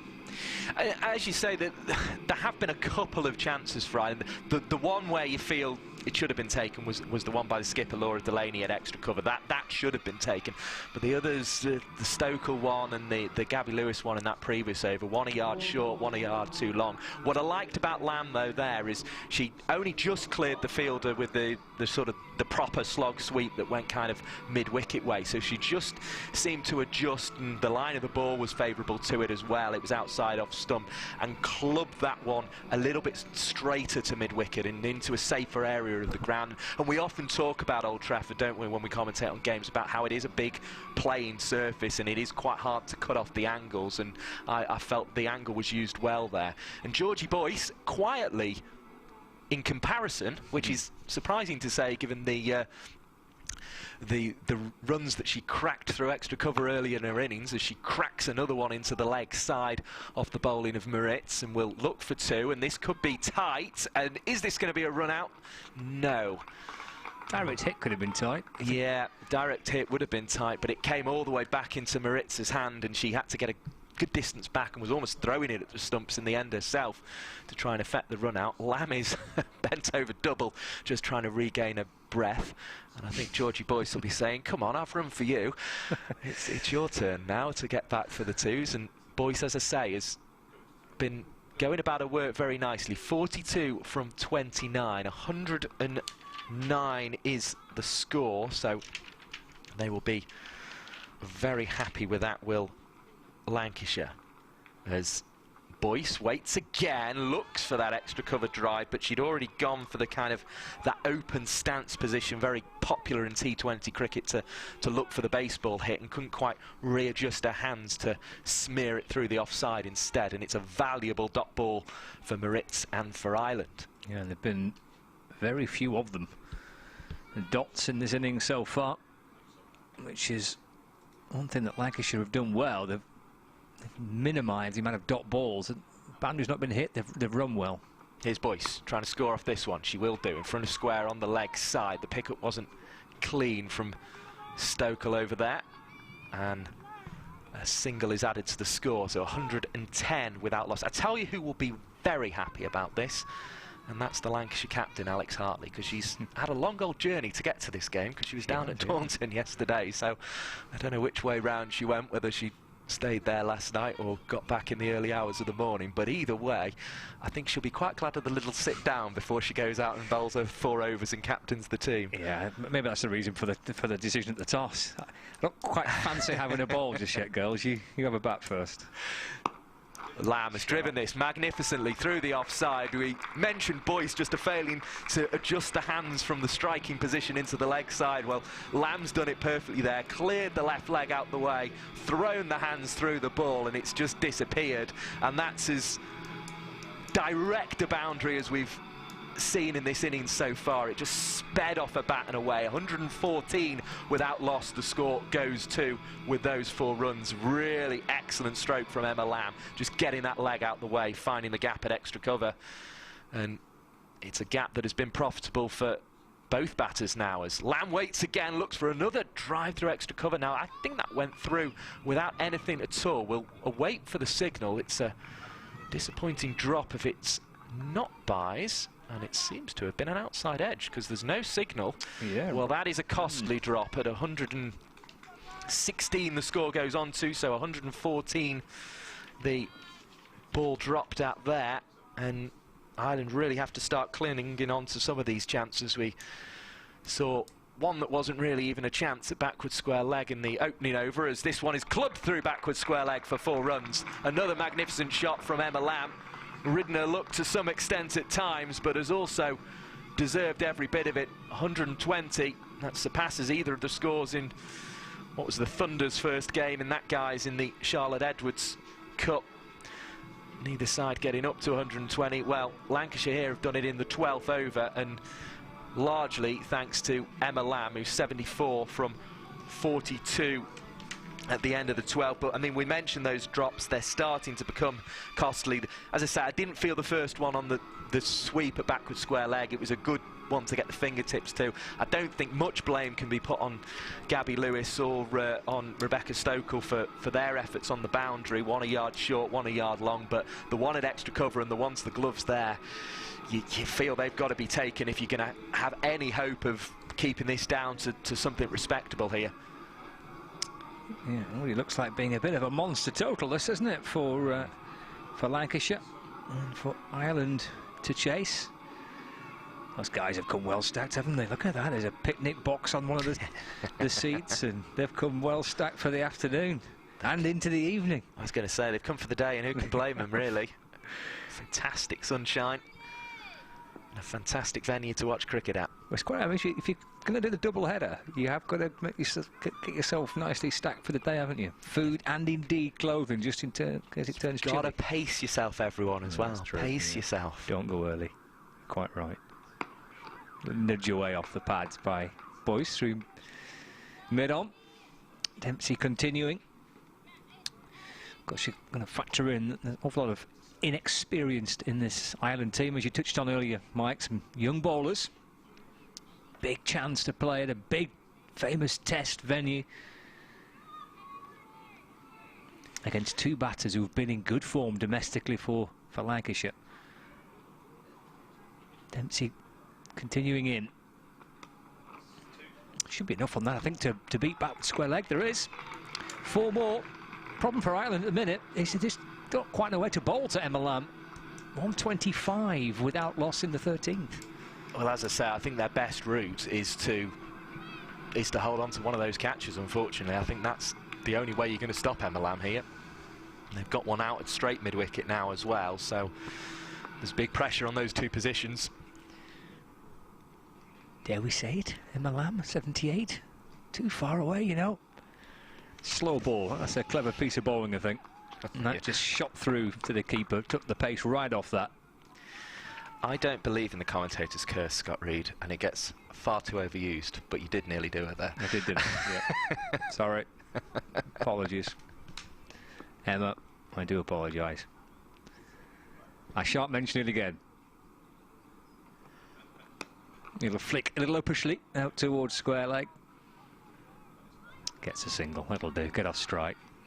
79 not out, it's been terrific to watch. Oh, we'll mention it if she gets another 21 runs. Yeah, oh yeah, it'll be... We'll jump on then, yeah. You know, and as I say, she's no stranger to them. She's had one in the Rachel Hayer Flint Trophy, one in the domestic T20 competition. Think about it. I presume it will be a leg by, pick up and throw towards the bowler's end. Yeah, leg by signalled. So the score ticks along by 1 at 127 without loss. Dempsey has got 1 ball left of her second over. You know who's back on strike. Going big, going high through the onside. Fielder underneath it. Can she take the catch? Oh, she can. That's a great catch. Gabby Lewis. That's a fabulous take. Coming round from deep backward square leg. It's a shot that Lamb's hit well so far. Thought she got enough of that as well. It went high.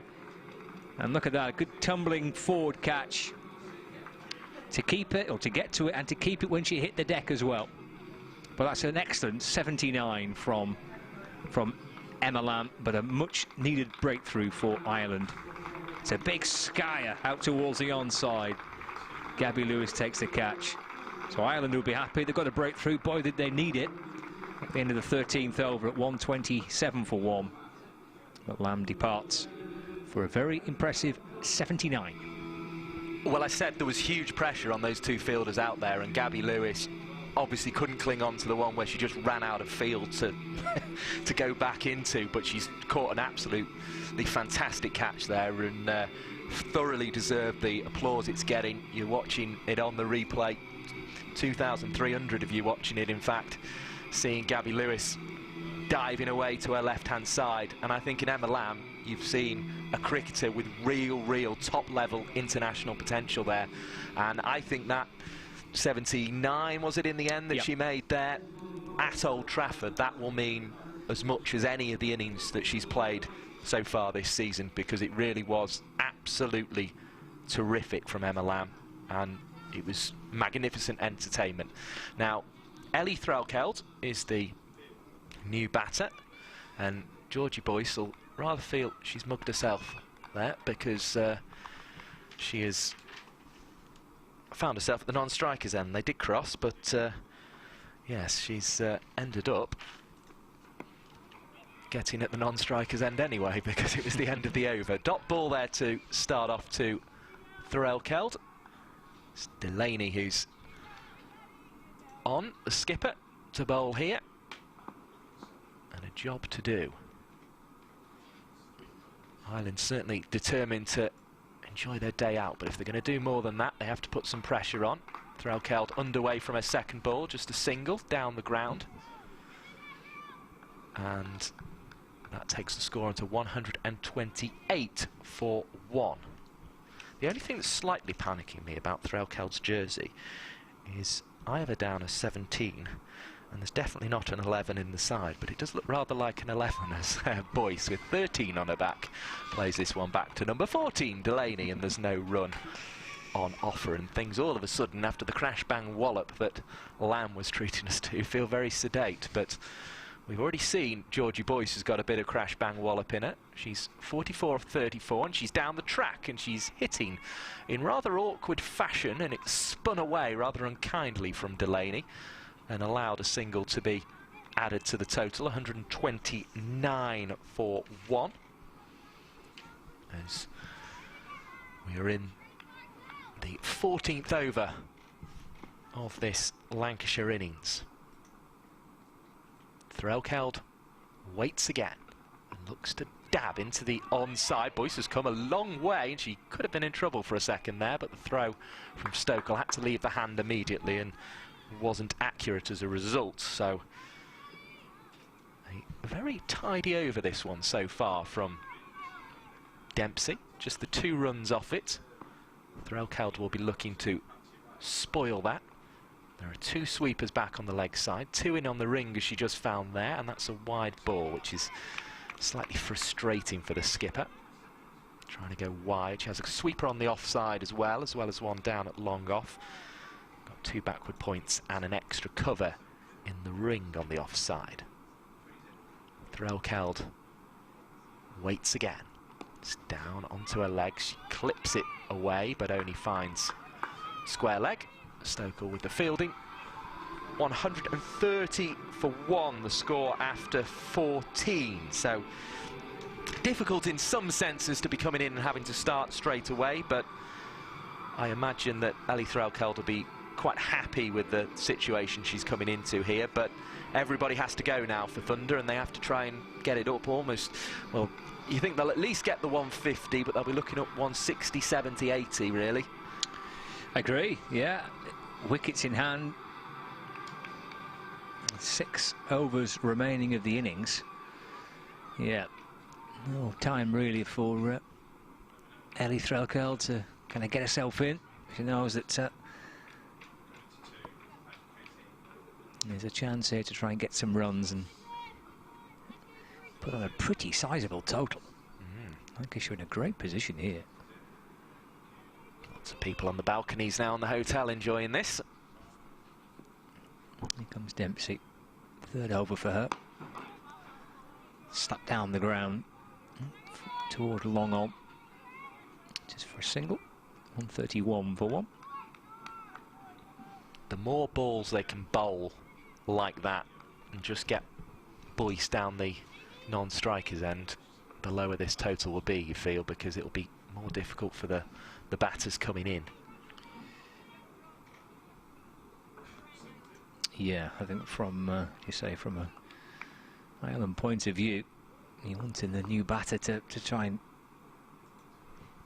get as much of the strike as possible. Playing a list from Ellie Threlkeld, looking to try and drive the ball through extra cover. Ignore that. Walk out to square leg, don't worry about that. She is one who's fighting for form a little bit, Threlkeld. We heard Alex Hartley speaking on the radio the other day saying that she's putting a lot of pressure on herself at the moment.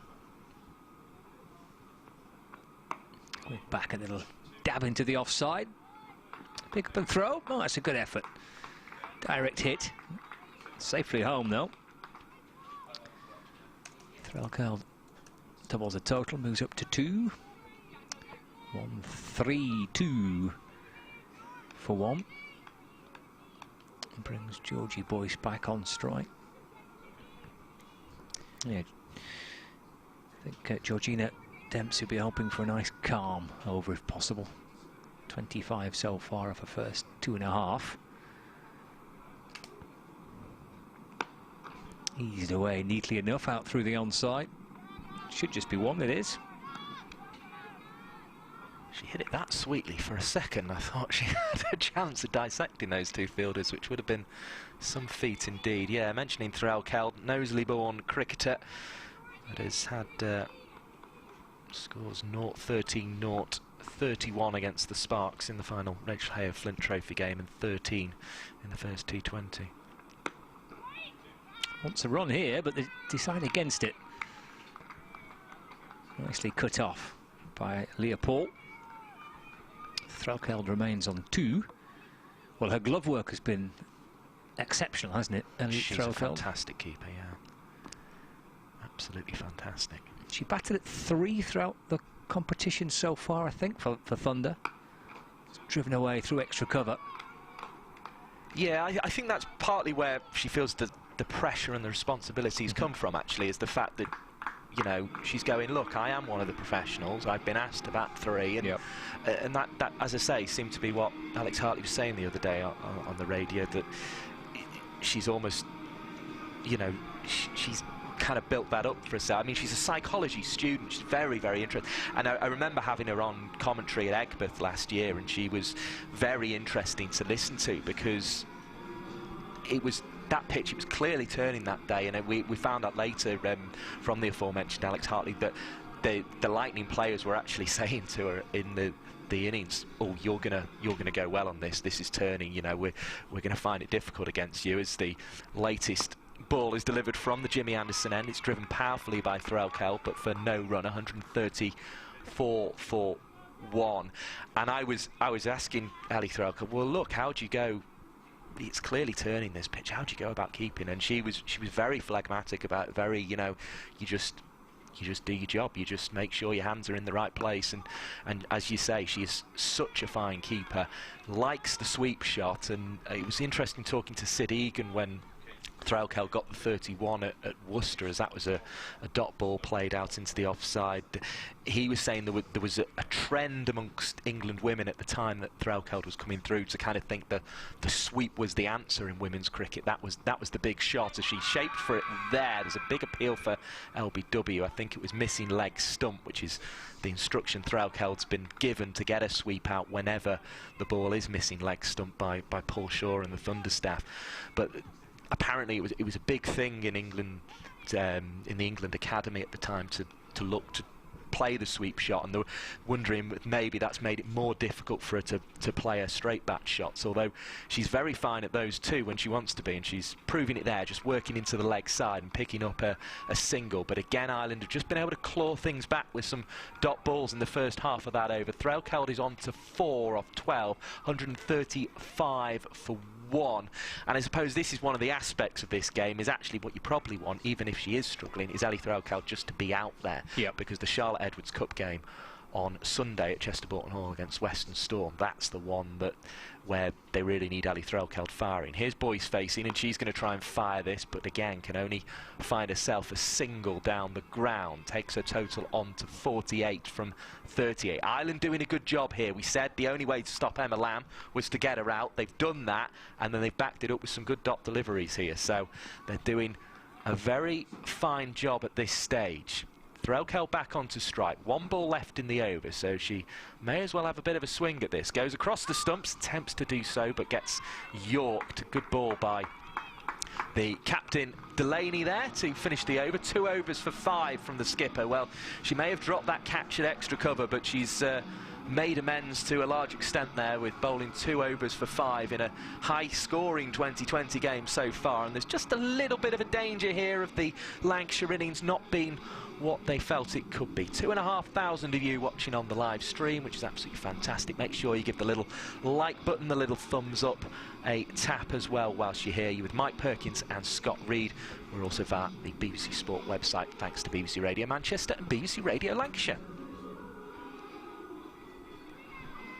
And we will await the next over of the innings. It's going to be Prendergast to come back into proceedings. It's probably a smart move. I could just to go back on what you were saying, to reinforce that point with regards to the way that Ireland have kind of put a bit of a stranglehold here on Lancashire since the wicket of Emma Lamb. Well, the next over after that went for 3, then 4, and then 2. So that's excellent stuff. 9 off the last 3 overs since that wicket. Is a good comeback for Ireland. Prendergast in. It's a wide ball to begin with. Chopped away out towards extra cover. 3-6 for 1. Little update on the one-day international between England and Sri Lanka taking place at the Oval. This is the second one-day international. It's a day-night game, but how far into the night we get remains to be seen. But Sri Lanka have recovered from a desperately poor start. Playing the miss from Threlkol through to the keeper, no run. So 149 for 5 with Dhananjaya De Silva on 81 and Dasun Shanaka on 22. But blimey, Sri Lanka in all sorts of trouble. We're 21 for 4 at 1 point, 86 for 5. Slow ball which is steered away down towards backward point. Pick up and throw. Threlkell gets 1, so moves up to 5, 138 for 1. 4 wickets for Sam Curran in that fixture, 4 for 41. On his home ground, of course, at the Oval, the Surrey player. David Willey with the other wicket, but they're grateful to Dhananjaya De Silva's 81 because say they're in all sorts of trouble. 151 for 5 now, Sri Lanka. He'll dab away into the onside. There should be 2 here. Yeah, then there will be. I think that's good running. Come back for a second, and with that 2, Georgie Boyce gets a 50. Emma Lamb perhaps with the headlines with the way she crashed her way up to a half-century. An excellent knock it was, and Georgie Boyce has gone along her job really well. 51 from 40 with 7 fours, and coming back for that second, making sure she reaches a half-century. She did it really well. She just sort of almost played in the shadow of Emma Lamb and was quite happy to do so. Well, it'll be a wide, tossed out wide of the off stump, but too far wide. Pyatt and some snazzy looking sunglasses spins round and signals are wide. We often see Davis and Jennings playing like that in the Championship. Davis really goes about it and almost seems to create room for Jennings just to play in the space that gives him, and I think Lamb and Boyce went about it in a very similar way. Just be a single this time. There is. Gabby Lewis coming up from deep mid-wicket. Albeit perhaps in more of a crash-bang wallop way than you see in the Championship, but the point still stands. Sort of one batter's going well, created a little bit more space for the other batter just to take a back seat for a few overs and assess things and look to shepherd the innings through, because Boyce started at quite a rate as well. That's high into the offside. Who's underneath this? Mid-off's underneath this and taking a catch. Rebecca Stokel taking the catch. Went high, didn't it? But shifting a few paces to her left. Plenty of height on that. In position, nice and early. Takes the catch. And Ireland will be delighted with the way that They've just kind of dragged Lancashire back since that wicket of Emma Lamb. Threlco going for 5. And a second to fall at 142 for 4. Yeah, that's exactly the word, isn't it? They've dragged them back. And as I say, I mean, they were up against... They are an emerging nation, Ireland, and they were up against a player who I think can become a high-class international cricketer in Emma Lamb. And she was proving that. She was looking really, really good as we see Daisy Mullen walking out to the crease. Now, this is an interesting selection today, I think, because we haven't seen too much of Daisy Mullen full stop. No Rebecca Duckworth in the side today. And, yeah, it's quite a sort of... interesting to see if they're thinking, right, what can Daisy Mullen do in this sort of situation where she's coming in with not many overs left on the board, needs to get Georgie Boyce on strike, also will probably, if she's facing with maybe 2 balls to go in an over, try and find the boundary and try and keep that rate accelerating. Is she sort of the sort of cricketer who we can do that and we can include in our team in the Charlotte Edwards Cup for the remainder of that competition? It will be Delaney to continue, and who can blame Ireland for that, because the skipper has bowled 2 overs for just 5 runs and she picks up another dot here. This is a really impressive spell of bowling. You don't want to say too much until the 4 overs are complete in 2020 cricket, but Delaney's doing an excellent job for her team, and Prendergast and Canning struggled a bit at the top, but these two are now, well, Delaney certainly is making things really difficult. Single added there by Mullen, off the mark of her second ball, just as Threlkeld was, and she will attempt to find a way to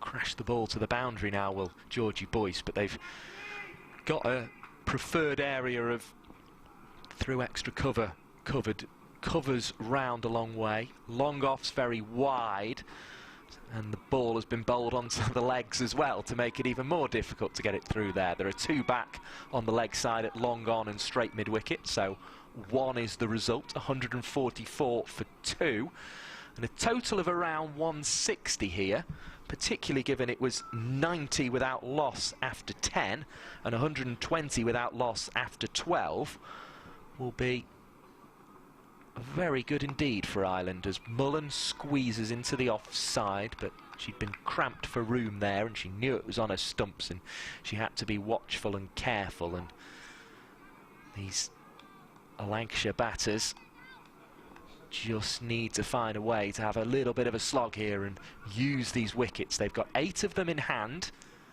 and we are in the 18th over as that one goes through outside the off stump, and in the eagerness to come back towards the bails, Kavanagh was not quite able to keep hold of the ball, although she did knock the bail off, so did well in that respect, and Mullen just remains at the striker's end, and it almost feels as if that crease has become a very difficult place to be against Delaney. Just 7 runs from her 2.5 overs so far. Mullen needs to have a crack at this one and can't do so because it's another clever little seamer. We see lots of these sorts of bowlers in 2020 cricket now, and Delaney is as good as any. 3 overs, 7 for no wicket.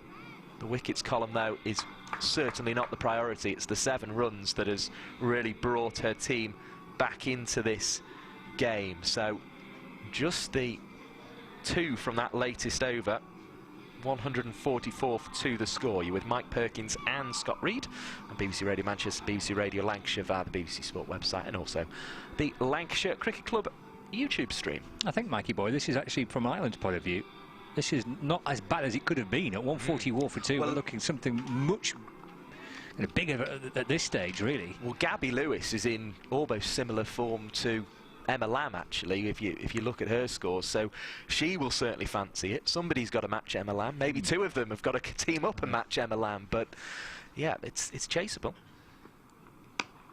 Little chip over extra cover. Boyce will want 2, I think, here. Should be 2, there is. That's well run. It's an aspect as well of playing at Emirates Old Trafford. It's something that the men will do later on tonight, and of course, albeit the women don't play here too often, don't have the chance to play here too often. And of course, everyone speaks to everybody in the Lancashire camp, and running well here is a big part of a T20 game. On a big ground. Let's deflect it back off the pad. It's the right approach from Boyce there, but it is, yeah. Just brought no reward. Yeah, Gabby Lewis has scored 49 and 47 in that series that was played in Belfast against Scotland. Perhaps not at a kind of Emma Lamb pace, those innings, although they didn't need to be in a lot of occasions because Scotland hadn't quite got the sort of totals that required that. Towards long on. Who's underneath this? Oh, that's a good catch. Good take by Amy Hunter, who's coming up from the long on boundary. Not the easiest of takes neither, and you look at how high this went. Little chip over mid-on. That's a good catch. You see the shadow cast there to the right-hand side where the sun was shining. If a chance that ball for a second may have been lost in the sunlight, so it's a good catch. This is a really good fight back by Ireland. They'll be delighted with how they've managed to take some wickets here at the back end of the Lancashire innings. Yeah, it was a very end overs of a T20 dismissal, that one, but Amy Hunter's actually been excellent in the field throughout, I've thought, and she proved it there. Got her feet in position, got her hands there, and got her head right underneath it, so there was absolutely no doubt about where that catch was going, straight into the middle of those hands. And yeah, she's done well. And again, it's two new batters now at the crease, and it just becomes more and more difficult for Lancashire just to put this out of reach of Ireland. They'd be wanting 160 really, still even at this stage with 9 balls to go, they'd be wanting 160, but whether they're going to get it or not. And as we say, Gabby Lewis in form for Ireland against Scotland, in form for the Scorchers against the Typhoons. She got 56 and 115 in that competition at Malahide in Dublin.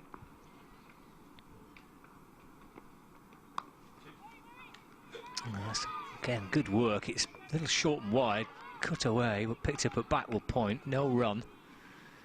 Just the 2 runs off the over so far and a wicket. There's 2 balls left of it. Can Prendergast get through this over? This is her final over. 2 balls left of it. 2 for 27 is a good comeback from Prendergast. Question is, can she get through the over here? Oh, she can do better than that. She can pick up another wicket. This is turning into a really good final over for Prendergast. Mullan's gone for 1. That's the 4th wicket to fall as well. 146 for 4. Just see from the replay here, perhaps a little drag back onto the stumps, but obviously going big is an aggressive looking shot, but you'd expect that at this stage of the match with wickets in hand. But this is turning into a very fine final over for Prendergast. 1 ball left of it. She's got 3 for 27 from a figure so far. This is exactly the sort of learning experience that somebody like Orla Prendergast has come to Old Trafford here for today. She's been smashed about by Boyce and Lamb in her first spell, but she's come back in her second and she's picked up 3 wickets and she's put her team in a position where they've got a chance. So Laura Marshall on her way to the crease now. Another player with no little experience. Barrow and Furness, 27-year-old, and she's on her way to the crease to join the Player of the Year for Lancashire in that Thunder guise, Nat Brown, who's at the non-striker's end. It's a 2 dot wicket dot wicket. It's an excellent last over for Prendergast. She'll be determined to get through it now without conceding a boundary, and she'll do that, I think. Oh no, it just beats backward point. Oh, it's 4 runs. It just takes the edge a little bit off the over, but 6 off it, but 2 wickets still crucial. Just takes the edge off it, but it's a good looking shot, cut away down towards that backward point boundary for 4. 150 up, 1 over left. It's 2020 in a delivery there, isn't it? You've got to be so fine with your margins. You have to almost hit the ball hard at the fielders in the ring in order to beat the fielders back on the rope a lot of the time, or obviously go the aerial route. Those are sort of your options, and you can just get one through by a fingertip, and all of a sudden it's away for 4 runs, and that's exactly what 2020 cricket is about, and that's why it's fantastic to have such a brilliant day of it here. A women's match on at the moment, Lancashire versus Ireland. We have the Lancashire versus Worcestershire game as well to come this evening. People already making their way into the ground. It's filling up, and Nat Brown's on strike to face her first ball. We've got nearly 3,000 of you at home as well, which is good to see, as Brown clips this into the leg side. Marshall's looking for 2. They're not going to be on offer. The final over of this innings starts with a single, 151 for 4. How close can Lancashire get to that 160 mark? I feel that would be around about what you would expect. That would be almost sort of even Stevens, I think, 160, and if they're below it, then they might have to do a little bit more work with the ball here, Lancashire. Marshall doing some work with the bat there to get it down to long on. Another single, 152 for 4.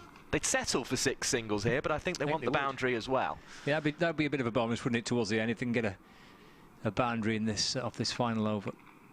But of course they won't want to go for the boundary and get the dot ball. As we say, it's just all about margins in T20 cricket, and the margin here goes in favour of the Ireland captain Delaney. She's bowled Nat Brown, trying to swing it away into the leg side. The bounce wasn't really there to do it, and Delaney's done the really important thing, which is keep it on the stumps. It's hit the very top of them in the end, and Nat Brown is walking off the pitch for just 1, bowled by the Ireland captain Laura Delaney, who is getting absolutely fantastic figures here. She's halfway through her 4th over and she has 9 for 1. You look at where Lancashire were before the dismissal of Emma Lamb. 127 without loss. So from 127 without loss to 152 for 5. That is an excellent fight back by Ireland. It is curtailed, I think, Lancashire's ambitions in terms of what they were hoping to put on the board. It's still good runs, don't get me wrong. It's still runs on the board and a lot to chase off 120 deliveries at this stage with 3 balls left, but it could have been an awful lot worse. Certainly could have. Well, Delaney's picked up her first. She might fancy some others. Jackson, the new batter, and she's driving into the offside. She'll pick up at least 1 here. Will they look for 2 to put the pressure on? Well, so Marshall settles for the striker's end and will try to put the pressure on by striking a ball away for 4. 153 for 5. Lancashire, of course, talented with the ball. Lots of spin options. The likes of Hartley and Jones will ensure that, as well as Lamb, of course, as this one's cut away into the offside. Single on offer, single taken. Ball returned on the bounce. 154 for 5. The total moves on to Jackson. Back onto strike. Last ball of the Lancashire innings. Can they find the boundary with it? Delaney bowls. Jackson strikes into the leg side. Marshall's going to just come back for 2 regardless. She's going to get there for 2 regardless. Good running, applauded with gusto from the Lancashire players. 156 for 5, the Lancashire total of 20 overs. The chase for Ireland will be 157. Scott Reed, that is a very, very good position, I think, for Ireland to have got themselves to. 120 without loss after 12 overs. As you say, 127 before the wicket of Emma Lamb, who made a fantastic 79. And I think Ireland will fancy having a go at that. It will rely on a Gabby Lewis perhaps to get going here. Maybe Laura Delaney, who's bowled so well there, to chip in as well and get the bulk of the runs. But there's a definite opportunity, isn't there for Ireland? I think there is, yeah. Still good runs on the board, of course, for Lancashire. 157 to get from 120 deliveries.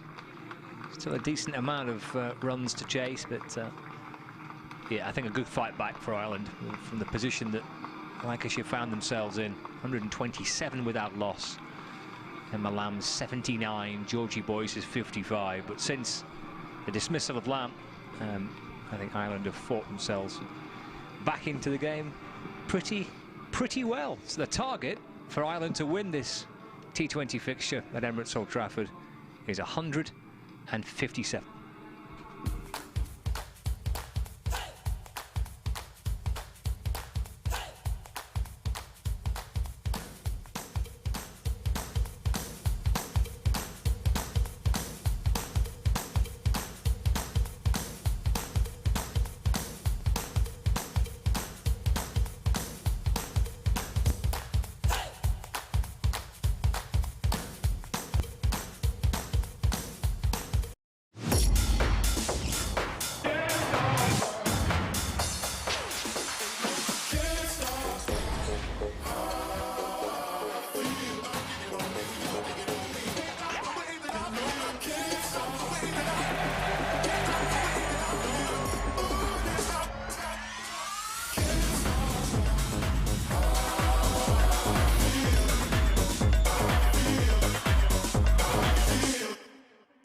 Well, our thanks to Scott Reed and Mike Perkins for taking you through the Lancashire women's innings. And as they mentioned, it will be a very interesting target for Ireland to chase down. 157 it is, 156 for 5 for Lancashire in their 20 overs. And as the guys were talking about, an extraordinary start from Emma Lamb, 79 off 45 balls. And then Georgie Boyce also with a half-century, 55 for her. And thereafter, an exceptional job by the Irish bowlers to drag that total down from where it might have been at the beginning, or at least of what, 2/3 of the way through. You might have been thinking somewhere closer to 180 or even 200. Such was the start that Lancashire openers got. But 156 for 5 will represent for Ireland a very intriguing total to chase down. Mike is chasing down some stairs to join me in just a moment or two after we've reminded you of how Lancashire got their 156 for 5.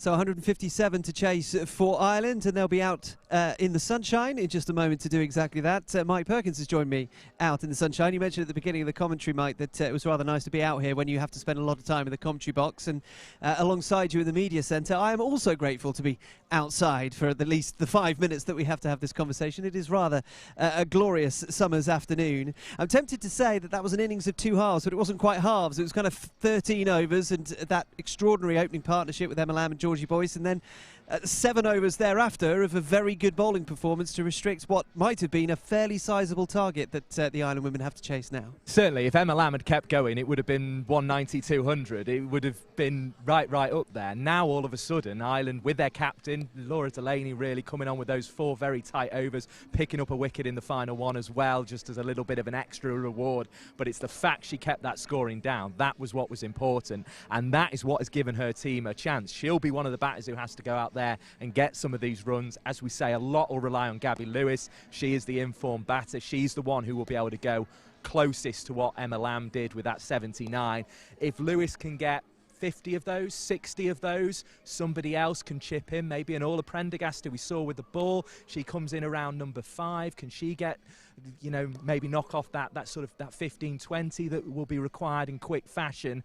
And then all of a sudden, you're looking at Ireland having a real chance in this game. Equally, though, it's going to be difficult for them. There are class bowlers in that Lancashire team. Alex Hartley, everybody knows, but somebody like Hannah Jones plays a club cricket at Didsbury just down the road. Very difficult bowler to get away. They opened in the Charlotte Edwards Cup with Alex Hartley in that first game, but they have opened in Rachel Hayo Flint Trophy games. They did so at the one at Egbert that we mentioned on commentary where the ball was really turning. They opened the bowling there with Hannah Jones, so maybe they'll try and look to get some tight overs out the way. And Emma Lamb starred with the bat. Well, she starred with the ball as well in that Charlotte Edwards Cup game, the opening one at Headingley, picked up 4 for 13, I think it was. So if she can do that again, well, then Ireland are going to be struggling. But these are the questions that T20 cricket throws up.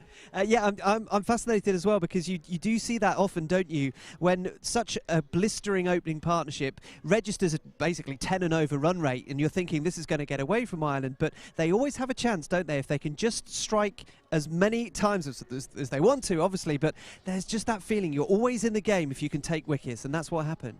Me and Scott were saying it, weren't we? The only way to stop Emma Lamb was to get her out, and they did, but what was even better than that was they put real pressure on the people coming in. There were batters who weren't in the form they'd like to be in. They were coming in. Daisy Mullen has come into the side. It was her first game. Ellie Threlkeld, we'd mentioned, she's looking for a little bit of form at the moment, even though she's a class operator.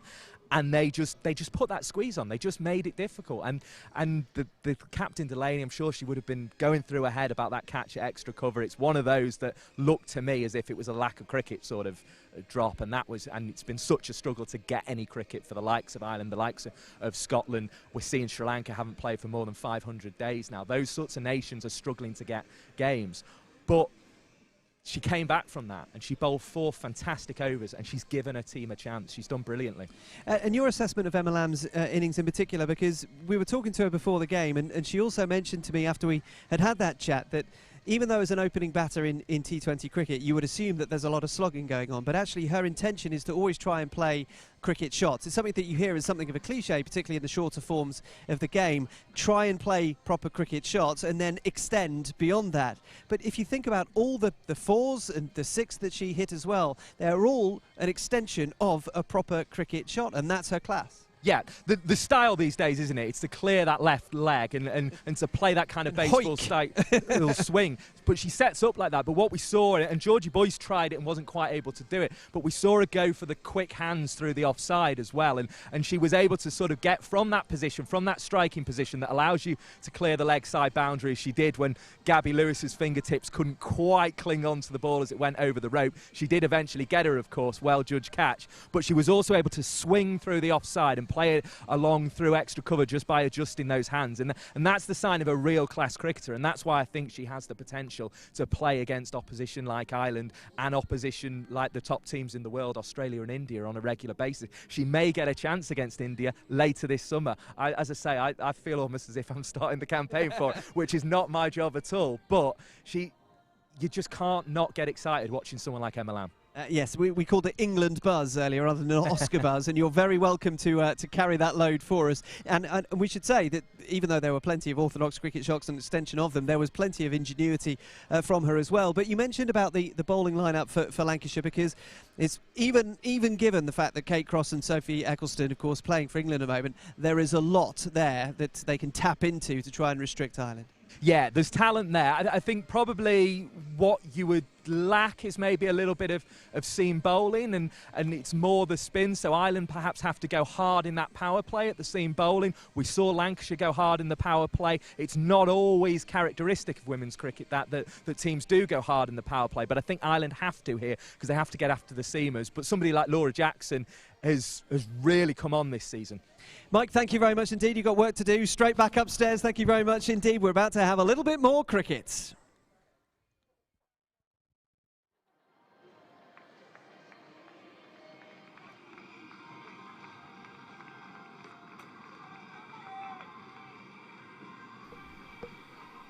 So 157, the target for Ireland. Extra spring in the step from the Lancashire players. Runs on the ball to work with. Captain Hartley leading out her troops. Sunglasses on. Might even have a ball. She's grabbed the ball as a skipper. Does she want to have a little ball with the power play? Two opening batters on their way out for Ireland. Gabby Lewis and Rebecca Starkle. Starkle and Lewis with a chance to try and, or the task to try and get Ireland off to a good start here. I think Alex Hartley fancies a bit of a ball in the power play, the skipper. Why not? He soon got her hands on the ball and said, yep, I'll give it a go.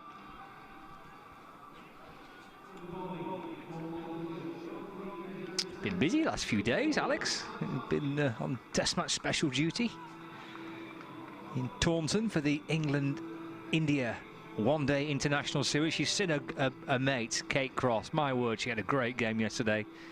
Those two thick as thieves, Alex and Kate. Kate with 5 wickets for England yesterday. So here we go. Little forward press to begin with, the first ball faced of the reply. 157 the target for Ireland, all set up by that terrific partnership. It's the first run, bit of hesitation here, decided against it. Up comes Natalie Brown to field and there's no run.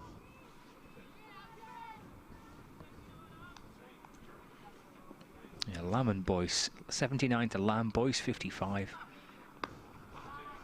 He's swept pretty emphatically. There is a fielder out in the deep, or a marshal. That's the first run on the board for Ireland. One without loss.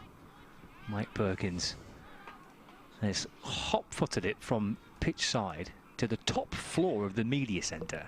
It is very warm. In record time. Blimey. He must have legged it up the stairs. This doesn't get it past the infield on the offside. Are you? Do you need a minute just to come to catch your breath?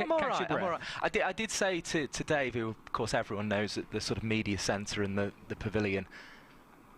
Reverse sweep. It's a clever shot actually because the field's up. Short third, short fine. Picked up by Danielle Collins. Pretty risk-free shot on the reverse there. Yeah. 3 without loss. Dave's a bit of a character, isn't he? Here, he's always he's a legend. Such a warm welcome for everybody here. And though I didn't need the warmth of the welcome, I did say to him, I'm glad I didn't manage to get out in the park for my exercise this morning because I'm getting it trying to go from the top here to the bottom and back. It's a good effort. Good shot again. That'll be 4 this time.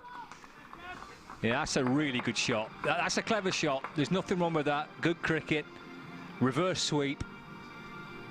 See there, number 20 inside the circle, Sophia Turner, with the 2 fielders up at fine leg and third. As soon as that's timed on the reverse and enough bat on ball, it's gone for 4. It's a 7 off the first over of the Ireland innings. 7 without loss, so exactly 150 required.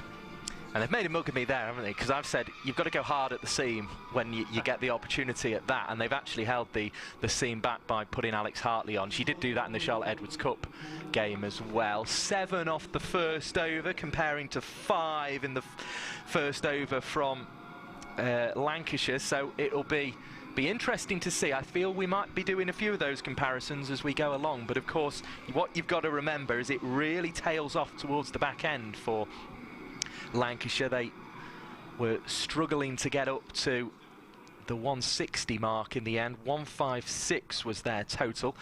as in comes the aforementioned number 20, and this will be bowled and driven down the ground to Alex Hartley, and Sophia Turner's first ball ends in a dot. Now, this was the player who was singled out for praise on TMS the other day in the one-day international between England and India. Came into the side, Sophia Turner, bowled 4 overs, 1 maiden, 4 for 1. Alex Hartley apparently said to her, just bowl at the stumps, and she did.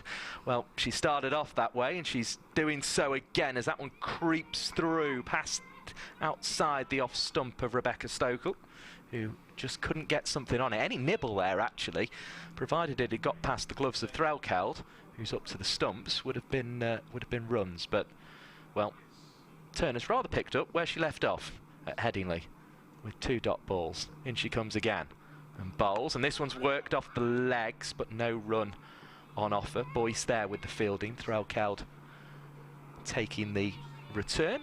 We've just ticked past 4 o'clock on a magnificent afternoon in Manchester. For all the stick that Manchester gets about its weather, I was rather laughing during the World Test Championship final, and not to at any of those poor people who had tickets and were frustrated by the rain, but just at the fact that we were talking about why do they have cricket in England, they shouldn't be scheduling a match of this calibre. I think even Kevin Peterson was on board with that bandwagon, that they shouldn't be having this sort of match played in England, as Turner bowled and this one is blocked. I can tell you, living across the park at the end of Ayres Road over there, that you could have played a full 5 days right from the beginning during that of the World Test Championship final here. So it's just the luck of the draw, unfortunately. Another dot ball to the analysis of Turner, and well, she's looking a very useful 2020 operator at the moment. What will be the move that Stokel goes for? Up in the air and just over the top and away, and breaks the tension. Will it break it with a 4? It will indeed. Alex Hartley's cap comes off as her and Brown's chase from mid-off and mid-on is in vain, and all of a sudden a little bit of pressure on Turner, but there was pressure on Stokel, and it barely released there. She only just got the ball over the top, but she did a very, very wise thing indeed, which was to hit it dead straight, and that meant mid-off and mid-on didn't have a chance. They're back on the edge of the ring now, as this one is blocked out into the offside, and okay, Turner's been hit for 4, but I think she would have settled for 4 off her first over, because all the other balls were dot balls. 11 without loss, 3 behind where Lancashire were at this stage in their innings. And the conversation ensues in mid-pitch between Lewis and Stokel, and they both have a boundary to their name, so we'll be feeling rather good on this Old Trafford surface. And mentioned Hannah Jones, the Didsbury cricketer, who was a very miserly operator in the Rachel Hayhoe Flint Trophy last season. Well, she's into the attack now. Another one that's had a good few weeks. Instantly onto the reverse, and that'll be 4 runs actually down towards the boundary. It's the way that the field's set up. Jones has got that leg side protected, long on, deep mid-wicket. Daniela Collins there inside the circle. To what became short fine on the reverse. And that it's got beyond it. And it's gone for 4, so 15 without loss. I've actually changed it there.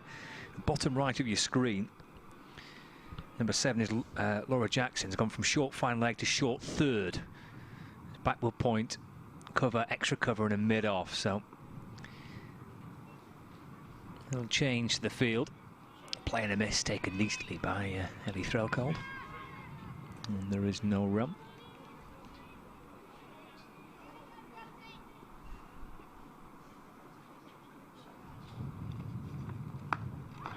Muscled away, but stopped inside the circle at mid-wicket. There is, again, there's no run. Spin in successive overs from the Anderson end. Little lap shot down towards the vacant fine leg boundary. Oh, that had a chance. It did, didn't it? It was going to go all the way then. In the end, Laura Jackson picks the ball up and the throw comes in. Again, it's clever cricket though. Run 3.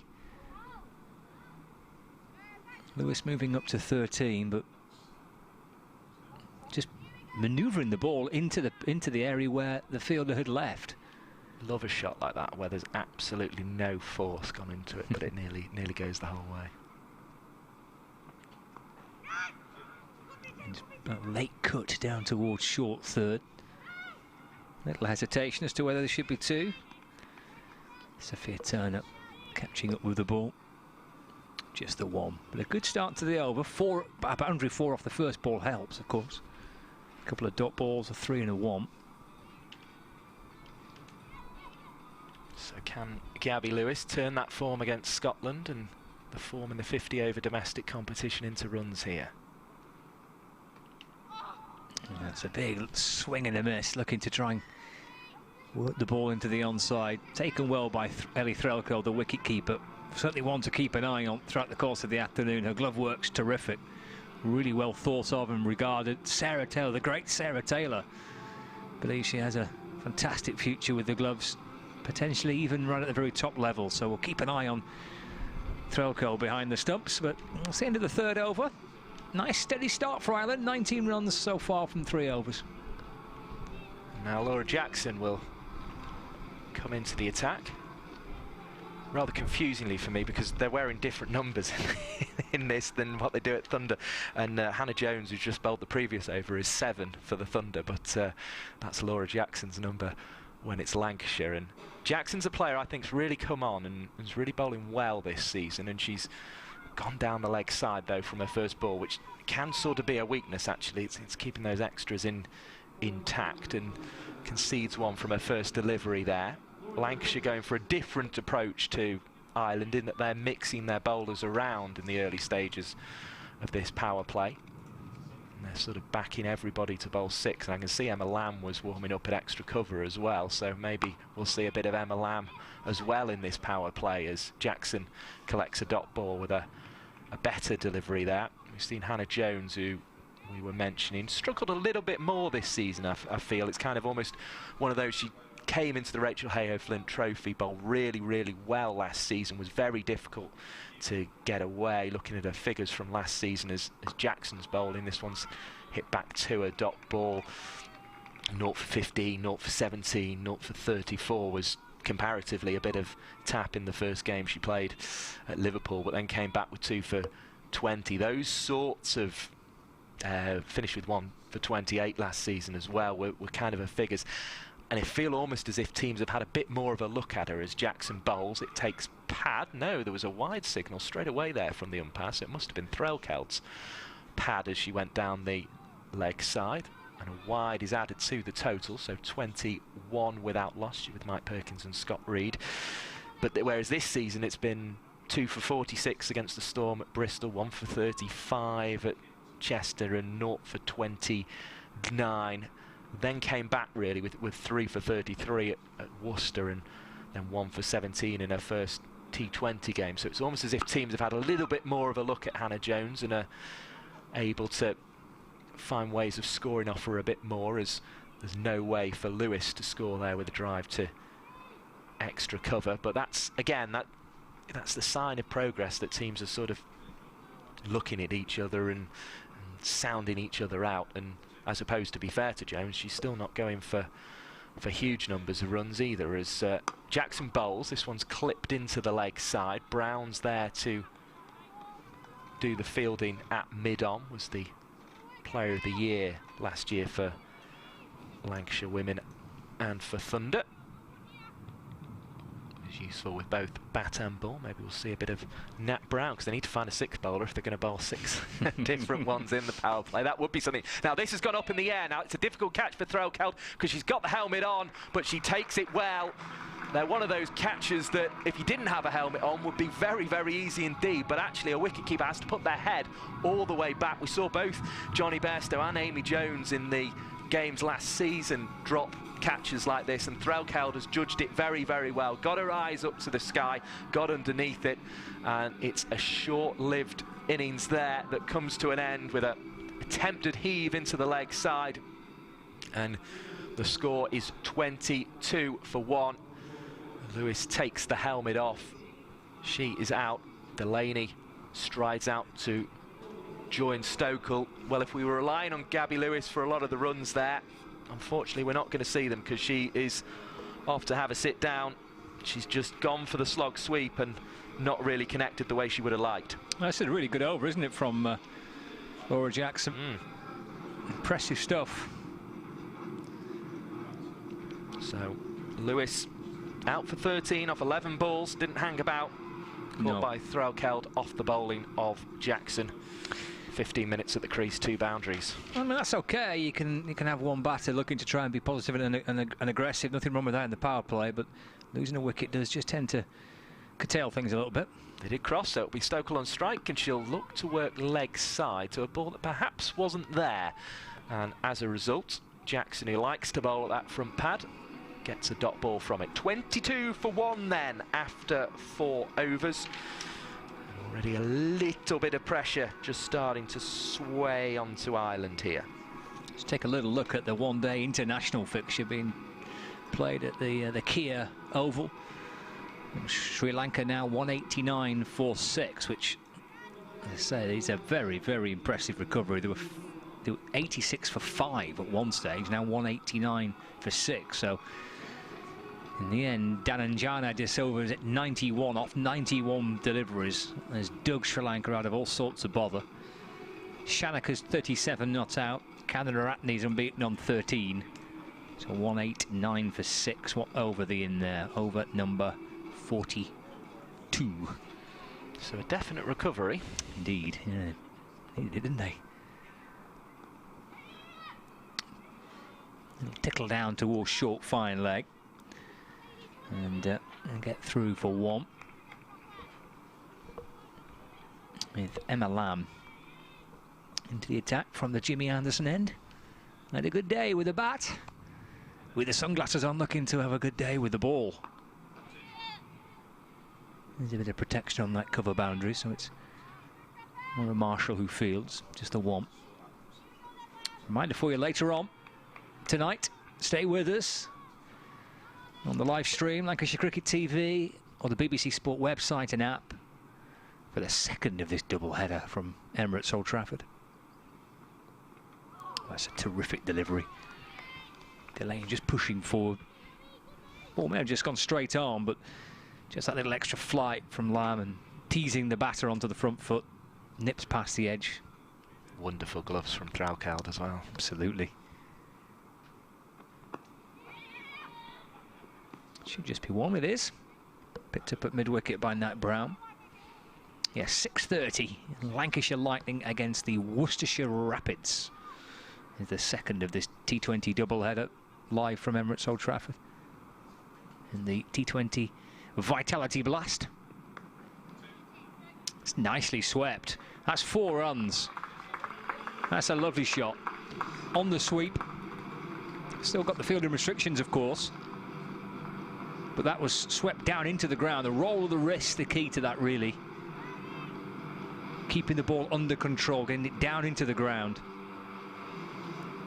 Stokel moves to 11. 29 for 1. That really was a lovely sweep shot. Welcome boundary for Ireland. It's forced to change the field. A deep backward square leg and a deep mid-wicket now. It's that leg side being protected. Looking to sweep again, but this time playing a miss. That's the end of the 5th. In the end, a decent over that for Ireland with that boundary in the penultimate ball. Just that 1 wicket to fall so far. Gabby Lewis caught Ellie Threlkeld off the bowling of Laura Jackson for 13. 5 overs gone, 29 for 1. With Rebecca Stokel on 11 and Laura Delaney on 2. Well, we didn't quite get 6 bowlers for the power play because Turner's going to have another one, so slightly spoils the party, but they did their best bet. 5's not bad going for the power play.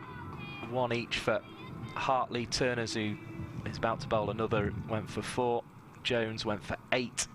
Jackson got the wicket, 3 for 1, and Lamb went for 7 from the previous over, as this one's played into the leg side and it remains on 29 for 1. And the way Turner bowls, I'd be tempted to chuck the ball whenever I get the chance, because She started with another dot there.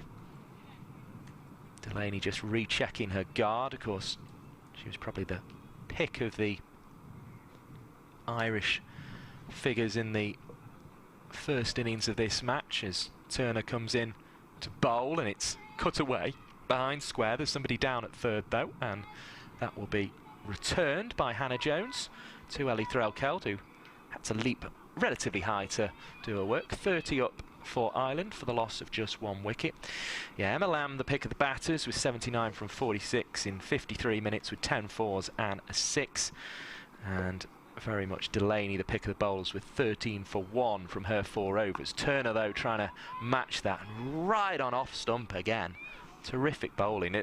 And she's probably almost having the experience that Hannah Jones had last year, where there wasn't too many teams that had a look at her. Of course, Ireland, you maybe wouldn't expect to have had much of a look at somebody like Sophia Turner, but a lot of the regional teams won't have seen her either, and she's bowling very, very good straight seam deliveries into the pads again, and that's important. We mentioned the absence of Cross and Eccleston. Well, Lancashire looking to find another one in Sophia Turner here. Mullen with the fielding at mid-wicket on that occasion. 31 for 1 the score. Stokel gets to the non-striker's end and adds another to her total, which stands at 12 from 18 balls.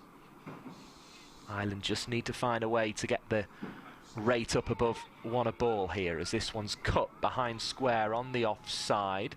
Turning back was Delaney. It's a useful single, but nothing more.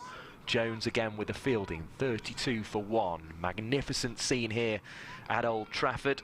Flags flying on top of the hotel and on top of the point, as well as the old pavilion at the what's now the Jimmy Anderson end of the ground. The clouds are high in the blue sky as Turner's bowling, and this one's cracked high into the leg side and away for 6 runs. A fantastic bit of cricket by Stokel. We were saying they needed to find a way to get the rate up above 1 a ball. Well, 6s like that is exactly what is required.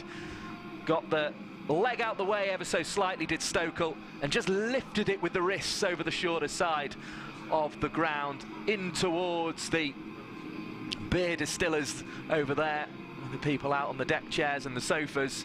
And that was a fantastic bit of cricket by Rebecca Stokel, just lifting the ball over the top, and all of a sudden she's got 18 from 19, 2 4s and 1 big 6. It was kind of effortless, wasn't it, really? Such beautiful timing. Lovely shot. So power play comparison time. Ireland rather 10 behind Lancashire on that particular count. 38 for 1 compared to 48 without loss. But of course we know it's that spell of 4 overs, 13 for 1 at the back end of the Ireland innings from the person on strike at the moment, Delaney, that has given Ireland the chance. Yeah, that's okay, isn't it, Mike, that, the power play? It's not, that's okay for Ireland. Just a 1 wicket down, that's the crucial thing, I think. Cheeky single. Worked away off the hip for 1. It's always a fine balancing act, isn't it, the power play? In terms of runs on the board, you want wickets in hand, especially if it's a big chase. 118 of 83 is the equation as it stands. Just the 1 wicket to fall's okay in that power play. This is high. This might be caught. This might be the second to go. It is. Taken by Daisy Milan, who's at mid-wicket. Plenty of height on that, but a big breakthrough, because she was going very nicely indeed. Look at that, coming from a long way down, but nicely in position to take a very steady-looking catch. Eyes fixed firmly on the ball. And Stokel goes for a very entertaining 18 off 20. But the second wicket to fall. Big, thick top edge off that sweep. She knew she was a gunner, really. And no mistaking from the Lancashire fielder. 39 for 2. Yeah, positioned herself well. For a moment, I thought it was Alex Hartley underneath. I did, actually. Alex Hartley has, of course, come up with the policy this season of speckies only. And I realised when Mullen was positioning herself very steadily with both feet underneath the ball that it couldn't possibly be Alex Hartley who would be having to stand 3 yards away from it and chuck herself from a great distance, as she did at Chester Boughton Hall. It's all about the glamour, and she just, unless it's a spectacular looking, something that's going to grab a few headlines. She's not interested at all. No. She certainly wasn't at Worcester when it got hit straight at her at mid-off. She makes her way back now. Big smile on her face, and captaining the team with great aplomb. Emma Lamb bowling with great aplomb. So chatting before, weren't we, with regards to Emma Lamb? You say yes to this. That's good running. That's a cheeky little single. Pick up and throw from square leg by Hannah Jones, but they get through for one. Very interesting change there at square leg, because last time it was Nat Brown, and I thought it was a particularly cheeky single they took to somebody of Nat Brown's stature in women's cricket to be trying to take a single to her. It was almost as if I felt almost like she gave them a look, as if defensive push back down the pitch, no run. As if, how dare you take that to me, just before she turned and ran out to backward square leg, and she's decided I'll stay out at backward square leg, thank you very much, and Hannah Jones can go and deal with these scrambled singles. She dealt with it well. Fizzed in, that'll be a wide, umpire in position to signal it from Lamb. Dart down the leg side, and any bat on that by Kavanagh, and that will be 4 runs and 4 wides. Throw curls again so quick, just outside the off stump. Ball beating the bat. Flicks off the bails in the blink of an eye. I've said before that I really like Nat Brown as a cricketer, and one of the particular reasons I really like her. It's the final ball of the over. And it's a dot ball to end it. A wicket in the over for Emma Lamb. 7 gone, 41 for 2. Is that she hates doing media. I particularly like that about her. There's a very funny piece with Ian Haslam, who I'm sure you've come across at North West tonight, where he basically has to chase her around the entirety of Chester Bolton Hall to press her into an interview when they were doing a piece about the great figures that these live streams were getting last season. But Brown's up at mid-on now, and Alex Hartley continues to direct proceedings. Hannah Jones back into the attack. Lancashire going for the theory of mixing the bowlers up, which can work in T20 cricket. It can also go spectacularly wrong, but it seems to be going very well at the moment for Lancashire. 41 the total for Ireland. They're chasing 156 to win this game. Jones will be trying to concede as few as possible from this next over. We just wait for the bails to be replaced. Another 116 now required for victory as Jones throws it up. Lots of air on that, which is unusual for Hannah Jones. She likes to go quite flat and stump to stump, but she just gave that one a little bit of air, a little bit of drift, a little bit of F&G, flight and guile, as the old spinners would say. 41 for 2 it remains as a result, and it will stay there as it's fielded by Brown at mid-wicket. She's ended up at, they've got a long on and a deep wider mid-wicket as well. Jones, slow left arm around the wicket, bowls, and this one's driven down the onside of the wicket up to Georgie Boyce, happy to come in and collect. Notable innings from Georgie Boyce as well today as the score ticks on to 42 for 2, 115 more required for victory. She made 55 from 45 balls, including 7 boundaries. And the ones she struck early in the innings through extra cover were magnificent, as well as one straight down the ground. Ireland needs some of that now, and it's going to be difficult against the spin of Lancashire women. They're going to have to scamper between the stumps and run a good bulk of this total, it feels, is what's been asked of them. But Kavanagh was back for 2 on that occasion. Turner couldn't pick up cleanly out, sweeping at cover, which allowed the second to be taken with some comfort in the end. 44 for 2. As Jones bowls again, and that one, I think if Kavanagh had had her time again, she might have just gone for a good old-fashioned punch through the offside. She originally was sort of looking to work around the ball and got herself in a little bit of trouble. Another dot ball to Jones. This has been an impressive second over from her, and there's confusion here from Kavanagh and the captain Delaney, and was a rather There was a rather indignant look, actually, in the direction of the captain for not coming through there, but I think the captain was probably right, because he might have been run out had she not. 44 for 2 at the end of the 8th over for Ireland, and it's easier, I suppose, to sort of time your chase. We were talking about power plays can be difficult things to know just quite how hard to go, and it can be easier chasing. But actually, those last 2 overs since the power play, it feels more Lancashire squeeze than Ireland taking their time and assessing things. Yeah, I think it's been good from Lancashire. They're blessed with the ability to take the pace off the ball. The giggling Alex Hartley, he's back into the attack, the Lancashire skipper. He may have caught that, oh no, she fizzed it down the leg side. At least she stopped him having a swing at it and hitting it for 4. Oh no. She sent it down the leg side, so wide to begin with. 45 for 2. Just a single this time. Little clip away into the onside. I feel my laugh may have almost sounded as rude as that wah wah wah sound effect that they have in T20 cricket now for when a wide's bowled down the leg side, which I imagine there are a few fast bowlers on the scene who would not take too kindly to that. Speaking of Lancashire players making noises that are picked up on the microphone. Yes. Because that was a good one from Alex. That was oh no, as she whizzed it down the leg side. Think of one here as he just squirted out to a backward point. There's no run. And Liam Livingstone was playing for the Perth Scorchers in the Big Bash. Oh yes, I know what you're going to say. Is it the previous winter or the winter before that? I think it might have been the winter before that. Yeah, COVID, I think. Swept, top edge, might be caught. It is caught. Excellent catch.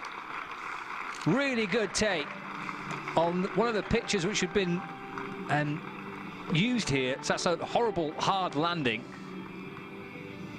Oh, that's a terrific take. Really good stuff by Daisy Mullan. And second wicket to fall. First for the skipper.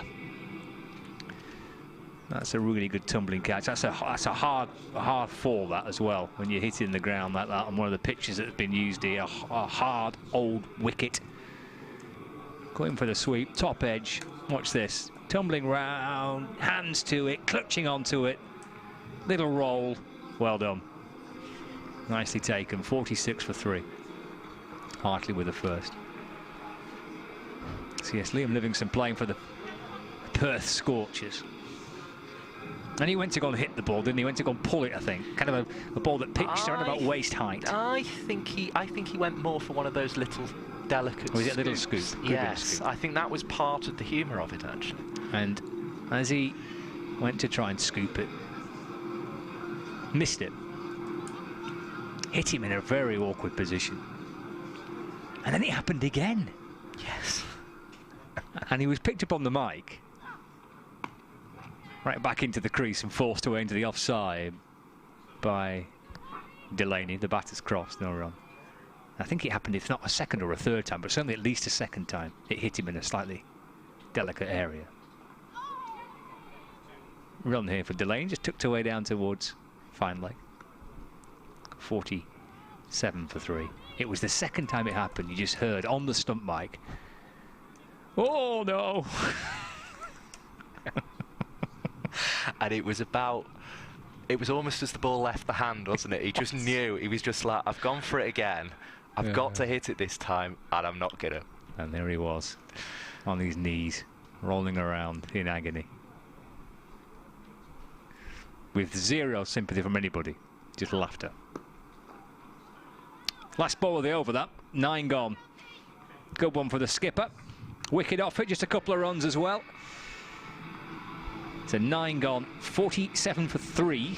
What's the equation now? 110 off 66 balls with 7 wickets to get them. This will take some getting for Ireland, but still very much a possibility. It's just the wickets, isn't it? Have just sort of slowed them down. There's just been too many wickets in this first 10 overs compared to Lancashire, who had no wickets and were able to just go and absolutely bosh it, as this one is driven back at Hannah Jones, but no run on offer, despite the ball bursting through the fingertips on the bounce of the Lancashire bowler. She kept it close enough to her to ensure that there wasn't a run on offer, as Jones bowls again, back in the crease and cuts and powerfully out into the offside. It's a big old field, and that allows 2 to be taken in swift fashion by relatively short in stature Delaney, who bowled so well those 4 overs, 13 for 1. Well, she's now up to 11 with the bat, 49 for 3. And Jones will bowl again, just short. In the bails went off, but it was from the gloves of Threlkeld, the always excellent gloves of Threlkeld, and a wide ball is signalled. It brings up the 50 for Ireland, 50 for 3. It's always rather anticlimactic when that happens off a wide ball, but there we go. It's there nonetheless. And settling back in is Delaney. That's one thing that Lancashire maybe haven't been quite as disciplined as Ireland with regards to, is the extras. This one driven down the ground to Boyce, single on offer. There were just 4 wides and a no ball in the Lancashire innings from Ireland, so already there have been 6 wides from Lancashire. The single takes it on to 51 for 3. Settling over the bat is Orla Prendergast, the new batter. Had a high score of 24 against Scotland in that short series. As we say, took 6 wickets as well, and she came back well with the ball today, picking up 3 wickets. Single to get her underway there, 52 for 3. It was pulled out to the leg side boundary for those listening on the BBC Sport website. Thanks to BBC Radio Manchester and BBC Radio Lancashire, who can't see the pictures on the live stream, which show a drive into the offside coming down the pitch from Delaney. Gets her to the non-striker's end, and she's scrubbed out those arrears of 13 that she conceded with the ball. A very miserly 13 conceded with the ball. She's got them with the bat, so she's about to go into positive territory. And Prendergast on strikes, gone right back and is out. And she was right on the stump, so unless that was hitting her on about the hip, the finger was always going to go up. There was no bat involved, and Orla Prendergast is out. LBW to Hannah Jones for just the 1 run. 10 overs gone, 53 for 4, and there's a lot of work for Ireland to do. More than 100 runs needed off 10 overs. They've got to just come and have a bash at this. Can maybe have a couple of overs just to at around about 8, but after that they've got to go really, really fast and really, really quick here. And looking back on the replay, that was pretty stone dead, wasn't it? You described it in commentary, Mike. She went back. As soon as you go back, you're in bother if you don't hit it. And that hit her pretty full on, and umpire with little hesitation. And 4th wicket to fall. Just looking at some of the scores that Ireland got in that international T20 series against Scotland, this will be their biggest chase of the year. First game which they lost to Scotland, they were not out for 76. It got better for them, but this is a stern test for them. Here's Delaney facing Hartley, who's just thrown that one down and into the pitch. She didn't actually look terribly happy with it, but she gets a dot ball and will be quite happy with that. Sorry, Scott, I've started your over there. Okay, that's okay. Yeah, skipper's twirling in. Runs up through mid-on this time. Little skip down the pitch from Delaney. Pushed up towards that mid-on boundary. Moves to 14. What have we got on that on the field? We've got a long on in front of the hotel. There's a long off, deep mid-wicket, deep backward square leg. So all the field's on the rope in front of square. Correction, though, there's a deep backward square leg. Pick up and throw towards Alex Hartley. Marritt's off the mark with that. Marritt's moves to 1, brings Delaney back on strike. He'll nudge into the onside. No run. Of course, part of Lancashire's coaching staff is Kyle Hogg, who played almost his entire first-class career here at Emirates Old Trafford, aside from the odd little loan spell away from the club. He knows the ground well, he knows the pitches here well. This will be a wide from Hartley. He knows what's a good score and perhaps how best to defend it. And whether it's men's or women's cricket, pace off and the spinners have such a big part to play. Clubbed up towards Georgie Boyce. 57 for 4. They're just so blessed with spinners, Lancashire, as well. You know, it's sort of, why wouldn't you, really? Forward push back to Hartley. Picks it up. Fizzes it into the gloves of Ellie Threlkeld. 11 overs gone. Exactly 100 needed at this stage. On a bright day at Emirates Old Trafford, you can see the flags on the roof of the pavilion. They're billowing quite strongly from left to right as we look from the player and media centre. Quite a strong breeze, but thankfully it's quite a warm temperature, so that even with that, those flags being battered a little bit by the breeze, it's still pretty pleasant outside. In fact, there's one or two people in the stand out towards our right in front of the hotel, shirtless. Crikey. Must be quite nice and warm out there. Yeah, but that's a bit much, isn't it? Let's be honest. The one thing I think is in Ireland's favour here is I think a pitch in Belfast in May is liable not to be quite as good as a pitch in Manchester on the first day of July under the sunshine, as that one goes through outside the off stump and it's a dot ball. So they do have that in their favour, but they're going to have to get a move on here. Yeah, I reckon that's a fair assessment, Mike, yeah. I bet that was spicy in Belfast. Well, as I'm sure you've seen from the scores in that series as well, they weren't the biggest for T20 cricket, as that one's chopped away into the offside, where it's down to the striker's end, 58 for 4. And in fact, the first game of that series, as I say, where both these sides hadn't played in an awfully long time, really, since the start of the COVID outbreak. And of course, they were sides that weren't at the World T20 as well, which had been the last event to precede that. As Jackson bowls, it's full and played away behind square on the offside. Another dot ball.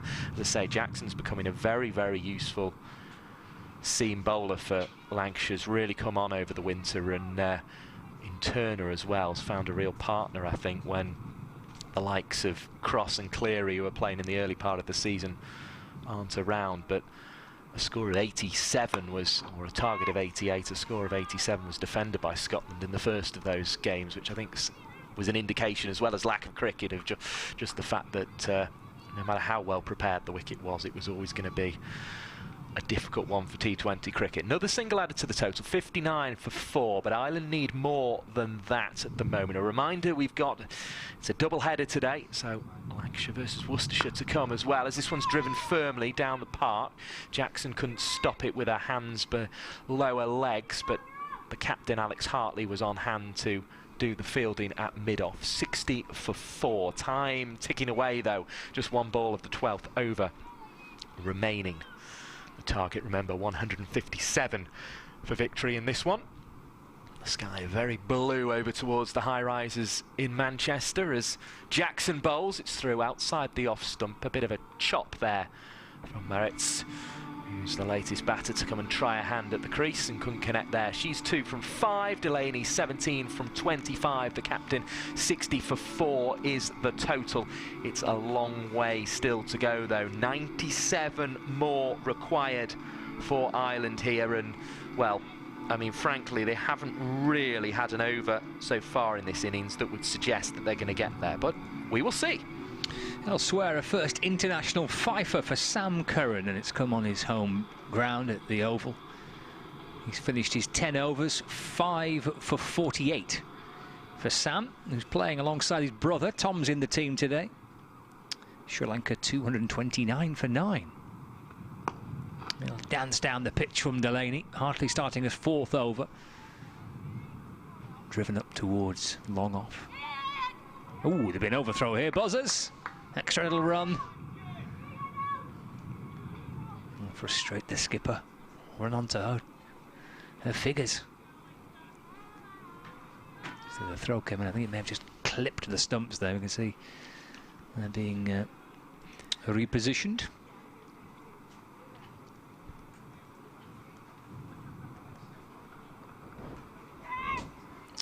Despite a bit of hesitation, they get through for one.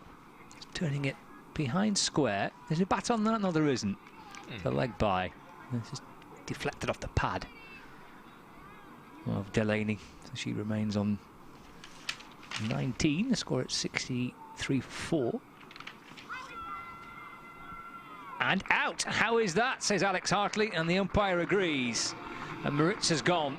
Trapped LBW looking to sweep the ball. Polite inquiry from the Lancashire skipper. But I think perhaps an inquiry knowing that she got her victim. That looked pretty dead as well.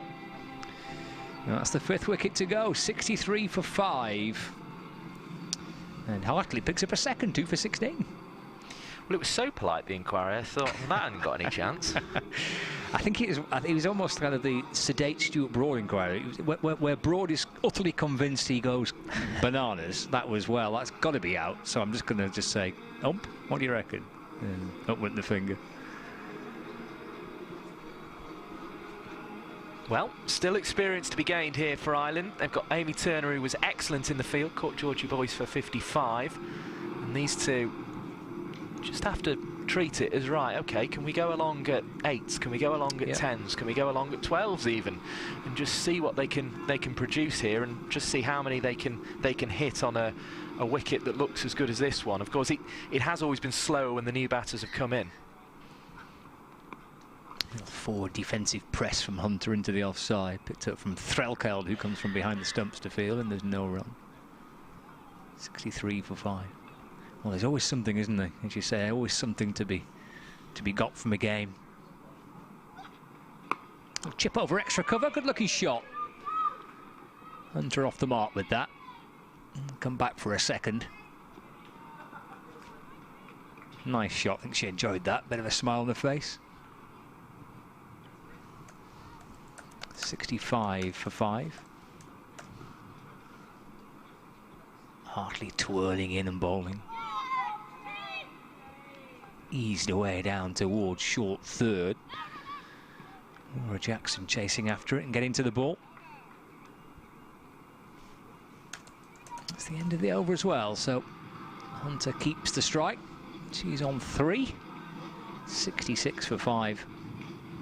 91 needed, 42 balls left, but 5 wickets down. But how deep can Hunter and Delaney take this for Ireland? Of course, the skipper's out there. That's the crucial thing. She's out there is Laura Delaney, and able to try and see just how far they can get this match. Take it as deep as you can, and you never know. That's it, isn't it? You've just got to keep going, keep learning, keep finding opportunities to take something from this game, and that's what they'll be looking to do. Turner, who's been miserly so far, and bowls again and's clipped into the leg side. There's at least 1 on offer. They'll come back for 2, in fact, and it's thrown back in. And 2 are added. And in fact, I say miserly, she's gone for 13 off 2 overs, so she must have gone for, goodness, 8-9 in a second over. Seems more than I was expecting to see over there on the board. Goes up to 15 with 2 from the first of the over. 68 for 5 is the score, and this one is bowled right onto off stump, and that's what we've been used to seeing from Sophia Turner. Just finding a ball that's very, very difficult to get away for Ireland. I need 89. They're running out of deliveries fast. Here comes Turner. Bowling, right arm over the wicket. That's a nice stroke. He'll only pick up 1, and they'll have to be quick to pick up 1. Hartley, if she'd been a bit more accurate there, she's laughing to herself. She's laughing quite a lot on the live stream now. I think at the direction she sent it, I think she maybe got confused between batter and stumps there, and sent it at the legs of the pads of the batter rather than the stumps, and she does apologise for it. And then shares another joke with Sophia Turner. That's what I said in the very first game of the Rachel Hay Flint Trophy as Turner bowls it, and Hartley will have another chance to have a shine. This time goes wide on the other side, Radar's off, which is where Delaney had run, and she continues to have a little giggle at herself there. But a single to the total is the result. 70 for 5. Ireland move on to. Turner went for 9 in the 6th over of the innings. Surprised that it didn't feel like a 9, but there we go. Runs in again.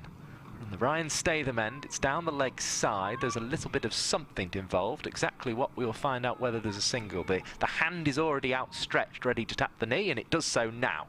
So, leg buys. They won't go against Turner's figures. 17 so far from a 2.5 overs, 71 for 5. Actually 3 singles in that over, the 6th over of the innings, but the last ball of it went for 6. Of course, it was the Stoker little flick over the leg side. Was it? Yep. As in comes Turner and bowls, and this one's got a bit of width on offer, but it's cracked straight at Emma Lamb, who returns arrow straight to Threlkeld, who just leaves the ball where it is by the stumps. 71 for 5 is the score. We've had 14 overs. It would be miraculous if Ireland are able to chase down 157 to win this game. They require another 86. Reminder for you that stay with us if you on the live stream with the BBC Sport website and app. We've got the game coming up later on from 6:30 between Lancashire Lightning and the Worcestershire Rapids. And there's another T20 double-header taking place. It's next Friday, isn't it? A week tomorrow, back here. Looking forward to that as well. We'll bring you coverage of both of those games.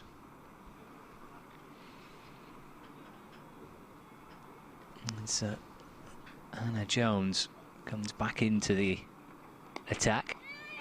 Squeezed away to backward point. Throw comes in towards the bowler's end from Laura Jackson. Get through for 1.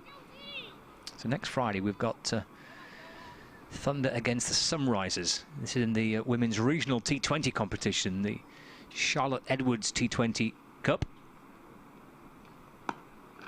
It's muscled without a great deal of timing through mid-on, just for 1.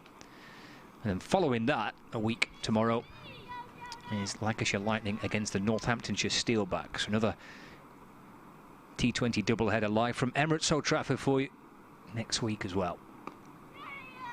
Pushed away through the offside, just in front of square for a single. And of course, Thunder back in action on Sunday at Chester, Mike. They are. I'll be there against Western Storm. So that'll be interesting to see if they can back up what they did in the first game. Really sort of stealing the win, it felt there, coming defending a low total against the Northern Diamonds, very much the Roses match of that competition, and I believe it was a lot of fun from what I've heard from the Thunder perspective, so they'll be looking to back that up against Western Storm. This is Jones bowling, and it's cracked away into the offside. 1 taken. 11 o'clock start, isn't it, Chester on Sunday? That's right, yeah, early one actually. I was a little bit surprised when I saw that. Ah, it's always good to keep across these things. It could easily catch you out, can't it? And a miss by Hunter through to the keeper, no run. So if you're in and around Chester, it'd be a nice chance on a Sunday to try and watch a bit of T20 cricket. Certainly will. Safely pushed back towards Jones off her own bowling. That's the end of the over. Actually, quite a decent one, that. There's 4 singles and a couple of dot balls. That's okay. Of course, Lancashire will be determined to get this through as professionally as possible and make it as difficult as they can. And so everyone's always got individual performances to try and think of. But that's a good-looking scorecard from a Lancashire point of view. Wickets tumbling at pretty regular intervals.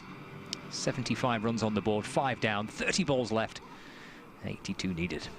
Yeah, they're making the most of their day at Old Trafford here, Ireland, but they'll be wanting to make sure they fill out their fixture list as well and get plenty more opportunities to come and play games like this, and also, of course, most importantly, is to start getting those international fixtures back, which is such a challenge at the moment. As Jackson bowls, this one's hit powerfully down the ground. Hartley again with a chance to shy at the stumps and still can't get there, and shows her frustration once again. Slaps both her thighs with her hands as it goes wide of the stumps to Jackson, the bowler.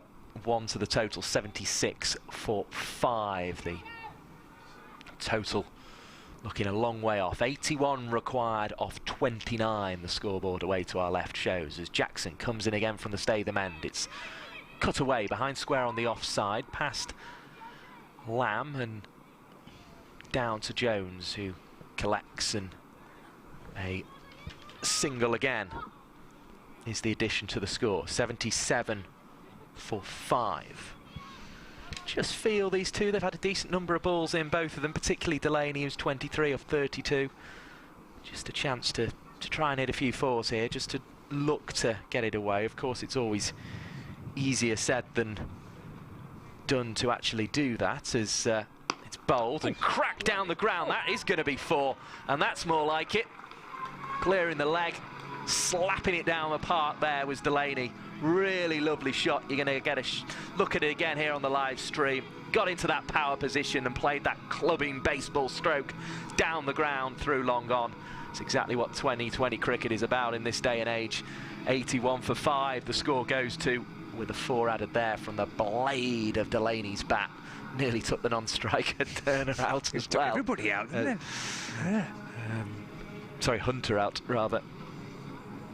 There's a little bit of examination of the ball. I think it's because it was picked up in the crowd, so it has to be sanitised. It's being sanitised. Going to get the old wipe on it. Flicked up and over the boundary board. Threlkeld waits, as does Delaney, with that bat raised in that powerful position, and she's going to club it again, but straight to Georgie Boyce, and this time she's going to be out. 81 for 5 is where Delaney's innings ends. She is out for 27 from 33 balls, doing the right thing. There's no point just hanging around there and batting time. She'd had a good 30 deliveries in there. She'd had a good look at the bowling, and she was trying to get on with it and crack it away. Was the Ireland captain, coming at number 3, mainstay of the innings so far. But after the previous delivery, it was actually, in some ways, she'll probably reflect that was a better one to hit, but she was trying to fetch it from outside off stump on the full toss, maybe rather than going through the offside with the stroke, as we saw the likes of Lamb and Boyce do. And it was a simple catch for Boyce at mid-on in the end. Still plenty of smiles there, and that's good to see from the Ireland players. It's a young team. As Mike has been explaining, there's been few and far between the international games available for Ireland. Just that T20 series against Scotland this year, and there's a lot of young players in this side with a lot of talent and a lot of promise. But you know, enjoying the day and the experience of playing here, the experience of playing big test venue like Emirates Old Trafford. I'm sure they'll be able to take a lot of lessons and learn a lot from how they went about it. Certainly they performed well with the ball towards the end of that Lancashire innings. Here's Jackson bowling and follows the batter there and does so well, and it's the new batter Paul who has to settle for a dot ball. Full details then of that Delaney innings. 27 runs from 34 balls it was in the end. Often you can forget to count the one that the batter's been out of. 42 minutes, and she hit that 4 down the ground in that time, as Jackson comes in and bowls. Backs away, does Paul. She's hit it high in the air. Hartley's underneath it. Ooh. Takes it and puts a roll in as well, just for the crowd. 81 for 6 is the total. She tried to turn that into a specky. I'm not sure it was, but it's nonetheless entertained everybody, and it's another wicket to Laura Jackson, most importantly of all. 81 for 6 becomes 81 for 7, and that was taken away to her left-hand side by Hartley, tumbled just to make sure, and there are 4 overs left now for Ireland to bat. They have to keep putting bat to ball, but their chances of winning the game have all but gone. Well, there's every chance that Alex Hartley might pop up and join us later on when Lancashire are playing Worcestershire here in the T20 Blast a little bit later on. So I'm sure she will describe it in full detail exactly how she went about taking that catch. She will relive it moment by moment. But it was a good take, wasn't it, from Alex? Yes, I did rather take Crossy's side in the no balls the cricket world there, didn't I? By by pointing out the roll came rather after the catch had been taken. I bet she mentions the overthrows offer though. Oh, I bet she does, yeah. that's coming up from 6:30, by the way. BBC Sport website and app, as well as the live stream. The second of this T20 doubleheader from Emirates Old Trafford. Lancashire Lightning against the Worcestershire Rapids. 6:30 start for that, but 4 overs left here for Ireland to see what they can get. What's the equation? 76 off 24 is what is needed. Good luck is another way of putting that. Yeah. I mean, it's been a pretty all-round impressive performance, hasn't it? With the bat mainly from Lancashire, apart from that tail end of the innings when I think Ireland bowl well to kind of muscle back a bit of control, and then they've come out and bowled really well, haven't they? They've been terrific. And look, somebody like the captain Delaney will have learnt a lot by coming on. She dropped a catch. She has to come on and bowl a 4 overs for 13, which she did. Orla Prendergast took a bit of tap in her first spell that she maybe didn't in that series against Scotland. Has come on, has taken 3 wickets late on. So there's definitely plenty in it for Ireland as well. Lamb into her 3rd over. Can't get it past the infield, and there's no run. Just a little recap of the one-day international. Sri Lanka have done well. They got to 241, which looked an absolute million miles off at one stage. 241 for 9 is what they've finished on from 50. Clipped away there through mid-on for a single. 83 for 7. Dhananjaya De Silva's 91. Dashan Shanaka's 47. Really helping to try and put something on the board for Sri Lanka. 5 wickets for Sam Curran. Defensive push by Dempsey, and there's no run. 5 for 46. And David Willey's 4 for 64. So between the two of them, the two left-arm seamers, they've got all the 9 wickets to fall. Willey and Curran. Up and over extra cover. That'll be 4, I would think, out towards that boundary. It is. That's a good-looking shot. Little into out, just scooped over extra cover, and 4 runs for Dempsey, and she moves up to 5. Score moves on to 87 for 7. The 1 ball left of the 17th over, bowled by Emma Lamb, who top scored with 79 with the bat earlier on. Completes the 17th over, just pushed back by Dempsey for no run. So 3 left, and Dempsey 5 and Paul 1, but the day has belonged really to Lancashire, playing here at Emirates Old Trafford in the sunshine on the brink of a victory against Ireland. Yeah, they're enjoying it as well. Jackson's come back, 12 for 3 so far from her 3 overs. She'll take that into the Charlotte Edwards Cup and be very happy with it indeed. We've seen Sophia Turner, of course, hit for that 6. That'll be one of the points that Ireland take away from the game. Stokel clearing the rope with that little flick of the wrists. They will have enjoyed that. Turner, as I say, first time I've seen her bowl, and it's not quite the 4 overs, 1 maiden 4 for 1 that she got at Headingley the other day, but 23 for 2 from her 4 overs. Looks as if she could be a partner for Laura Jackson, which is good to see from the Lancashire perspective, or the Thunder perspective, as they will be in the regional competition. Single taken into the leg side. It was a full toss, frankly, and I think a higher order batter, a likes of a Stokel or a Lewis, might have clubbed that one away for a bit more than just the 1. 88 for 7. No chance of chasing down the further 69 required off 17, you wouldn't think, unless something absolutely extraordinary happens. It's a full ball again from Jackson, looking to go with that sort of wide Yorker policy outside the off stump, although it's brave, to be fair, with everybody up in the ring, and Threlkeld couldn't gather cleanly. Buys to the total, 89 for 7. The field switches round, Emma Lamb coming across to extra cover. We also have a mid-off, a more conventional cover on the back of the ring, a backward point and a short third. Everybody on the leg side is right back as Jackson's bowling. It's hit down the ground. Hartley again comes into field, can't pick up cleanly. But to be fair to her, she was in Taunton yesterday talking about the one-day international, so she's doing well, I think, to be out there and doing as well as she has, and has caught the catch, of course. 90 for 7 the total moves on to. Plenty on the balconies now on the hotel looking on as Jackson bowls. This one's played into the offside. Lamb is across from short extra cover to prevent any scoring on that occasion as the flags flutter in the distance. Great occasion for these Lancashire women to be out there. First use of the pitch on the T20s today. Nice fresh one. And Emma Lamb made the most of it with 79 as another single is scampered through here by Ireland. 91 the total moves on to. Dempsey on to 6. 7 wickets down are Ireland. Paul on strike. 66 more required of 13 deliveries. That ain't going to happen, but there's still a chance to club a few more as Threlkeld takes the stumps, and that's a brilliant piece of work by Ellie Threlkeld. Gets the stumping of Paul out for 3. And the high fives exchanged by the Lancashire players. Really good bit of work down the pitch. Went Paul, didn't really get anywhere near it in the end. Decent piece of bowling by Jackson, just held her length. And 91 for 8. Ireland are with 2 overs of this innings remaining.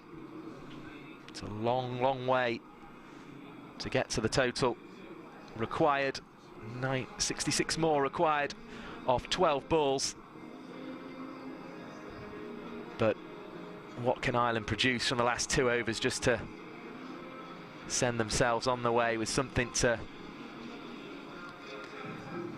tell their fans back home about? Celeste Rack, the new batter to the crease, to partner Georgina Dempsey. And it's a case of negotiating Emma Lamb from the Jimmy Anderson end here.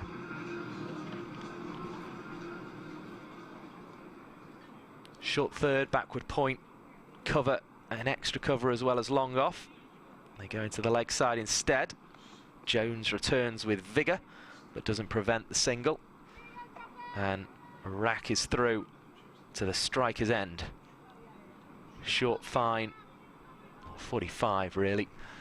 Backward square leg on the boundary, mid-wicket on the boundary, and long on the boundary to Emma Lamb, who, again, impressive with the ball.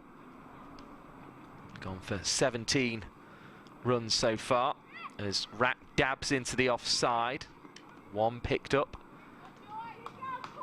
And Jackson was in with the fielding to prevent any more than that. 93 for 8. Another 64 required off 10 balls. That's a virtual cricketing impossibility. You'd need a lot of extras to get there. But these two, chance to practice just getting some valuable runs towards the end of an innings that, who knows, they might need to qualify for a World Cup or a World T20 in future. That's the sort of practice they're getting here on a test ground, and they're getting practice of smashing it over the infield as well. Really nice shot by Georgina Dempsey, and she's going to get 4 for it just as she, well, looking by the reaction of the fielders and the wave of the hand from the umpire, that will tell you that it is 4, and that is a lusty blow over the offside. The field up on the offside to Emma Lamb takes the total on to 97 for 8, so the 100 something for Ireland just to keep their eyes on as this game ticks away. Here comes Lamb again, and it's clapped away into the leg side. This has got a chance, but Brown should get round, and does get round, because it had been fiercely hit. There'll only be 1 on this occasion. 98 for 8. Thank you to the 1,300 of you, more than 1,300 of you, who've stuck with us during this game and continue to watch the duration of it. As Rack waits for Lamb, and this one's played into the leg side. Another single on offer, 99 for 8. Will potentially be rewarded with the Ireland 100 here. And of course there's more cricket to come with the Blast game to follow, so make sure you stay with us for that. Make sure you as well tune in via the Lancashire Cricket YouTube page for Thunder versus Western Storm on Sunday. And lots more entertainment on offer, as well as the final over of this game with 58 required, which, as we say, isn't going to happen. But these two at the crease, A little bit of pride to salvage by bringing the 100 up. A little bit of pride to salvage by perhaps not being all out here. And Rack and Dempsey will be the players to try and do it for Ireland. Who's your player of the match? We're going for Emma Lamb, I presume. It's difficult not to, isn't it? Really, with the that 79 was just such high class. This might be. Oh, it's deflected off the pad. I think this one down towards. Fine, it is. So it will be given as a leg bye. Yeah, it was just a lovely innings, wasn't it? It was a terrific 79 and some glorious shots.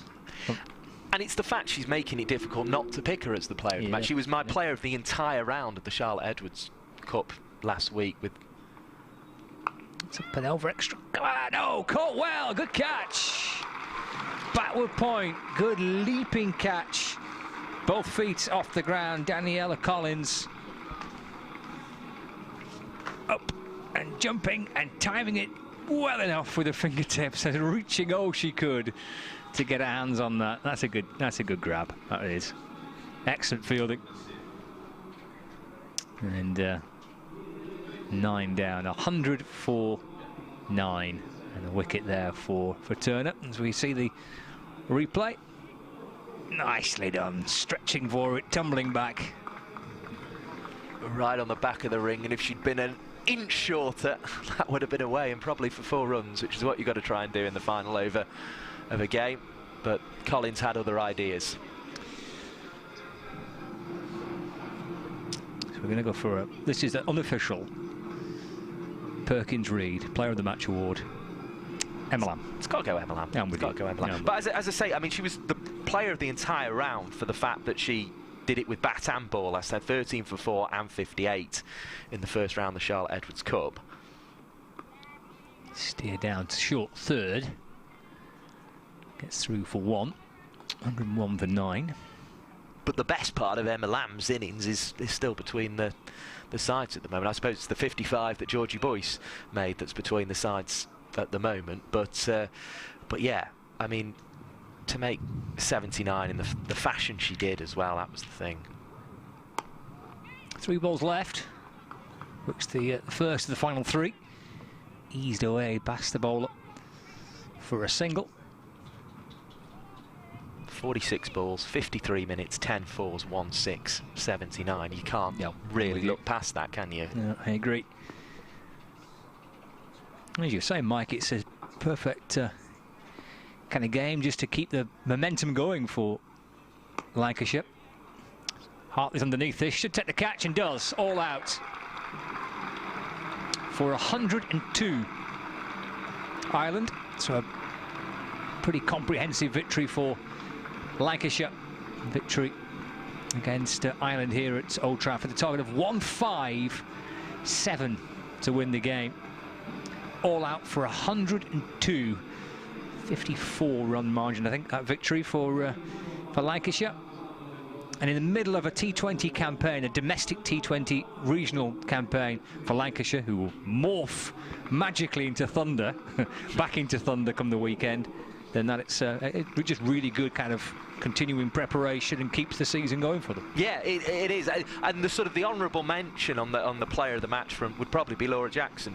4 overs, 15 for 4, really good contribution, and actually somebody who there has gone, look, I'm putting my hand up for those 20 over domestic competitions. I can be a really useful operator. We've already seen that Sophia Turner's done it in the competition as well, so you've got 2 seamers there, which is probably what Thunder need, and it just shows if they can put a score on the board like they did today with Emma Lamb, then they're able to get through and to make things count and to really go on in competitions now, and then that's what they've got the potential to do. We'll be there on Sunday at Chester against Western Storm, and here today they've made some great preparation for that with a 54-run victory.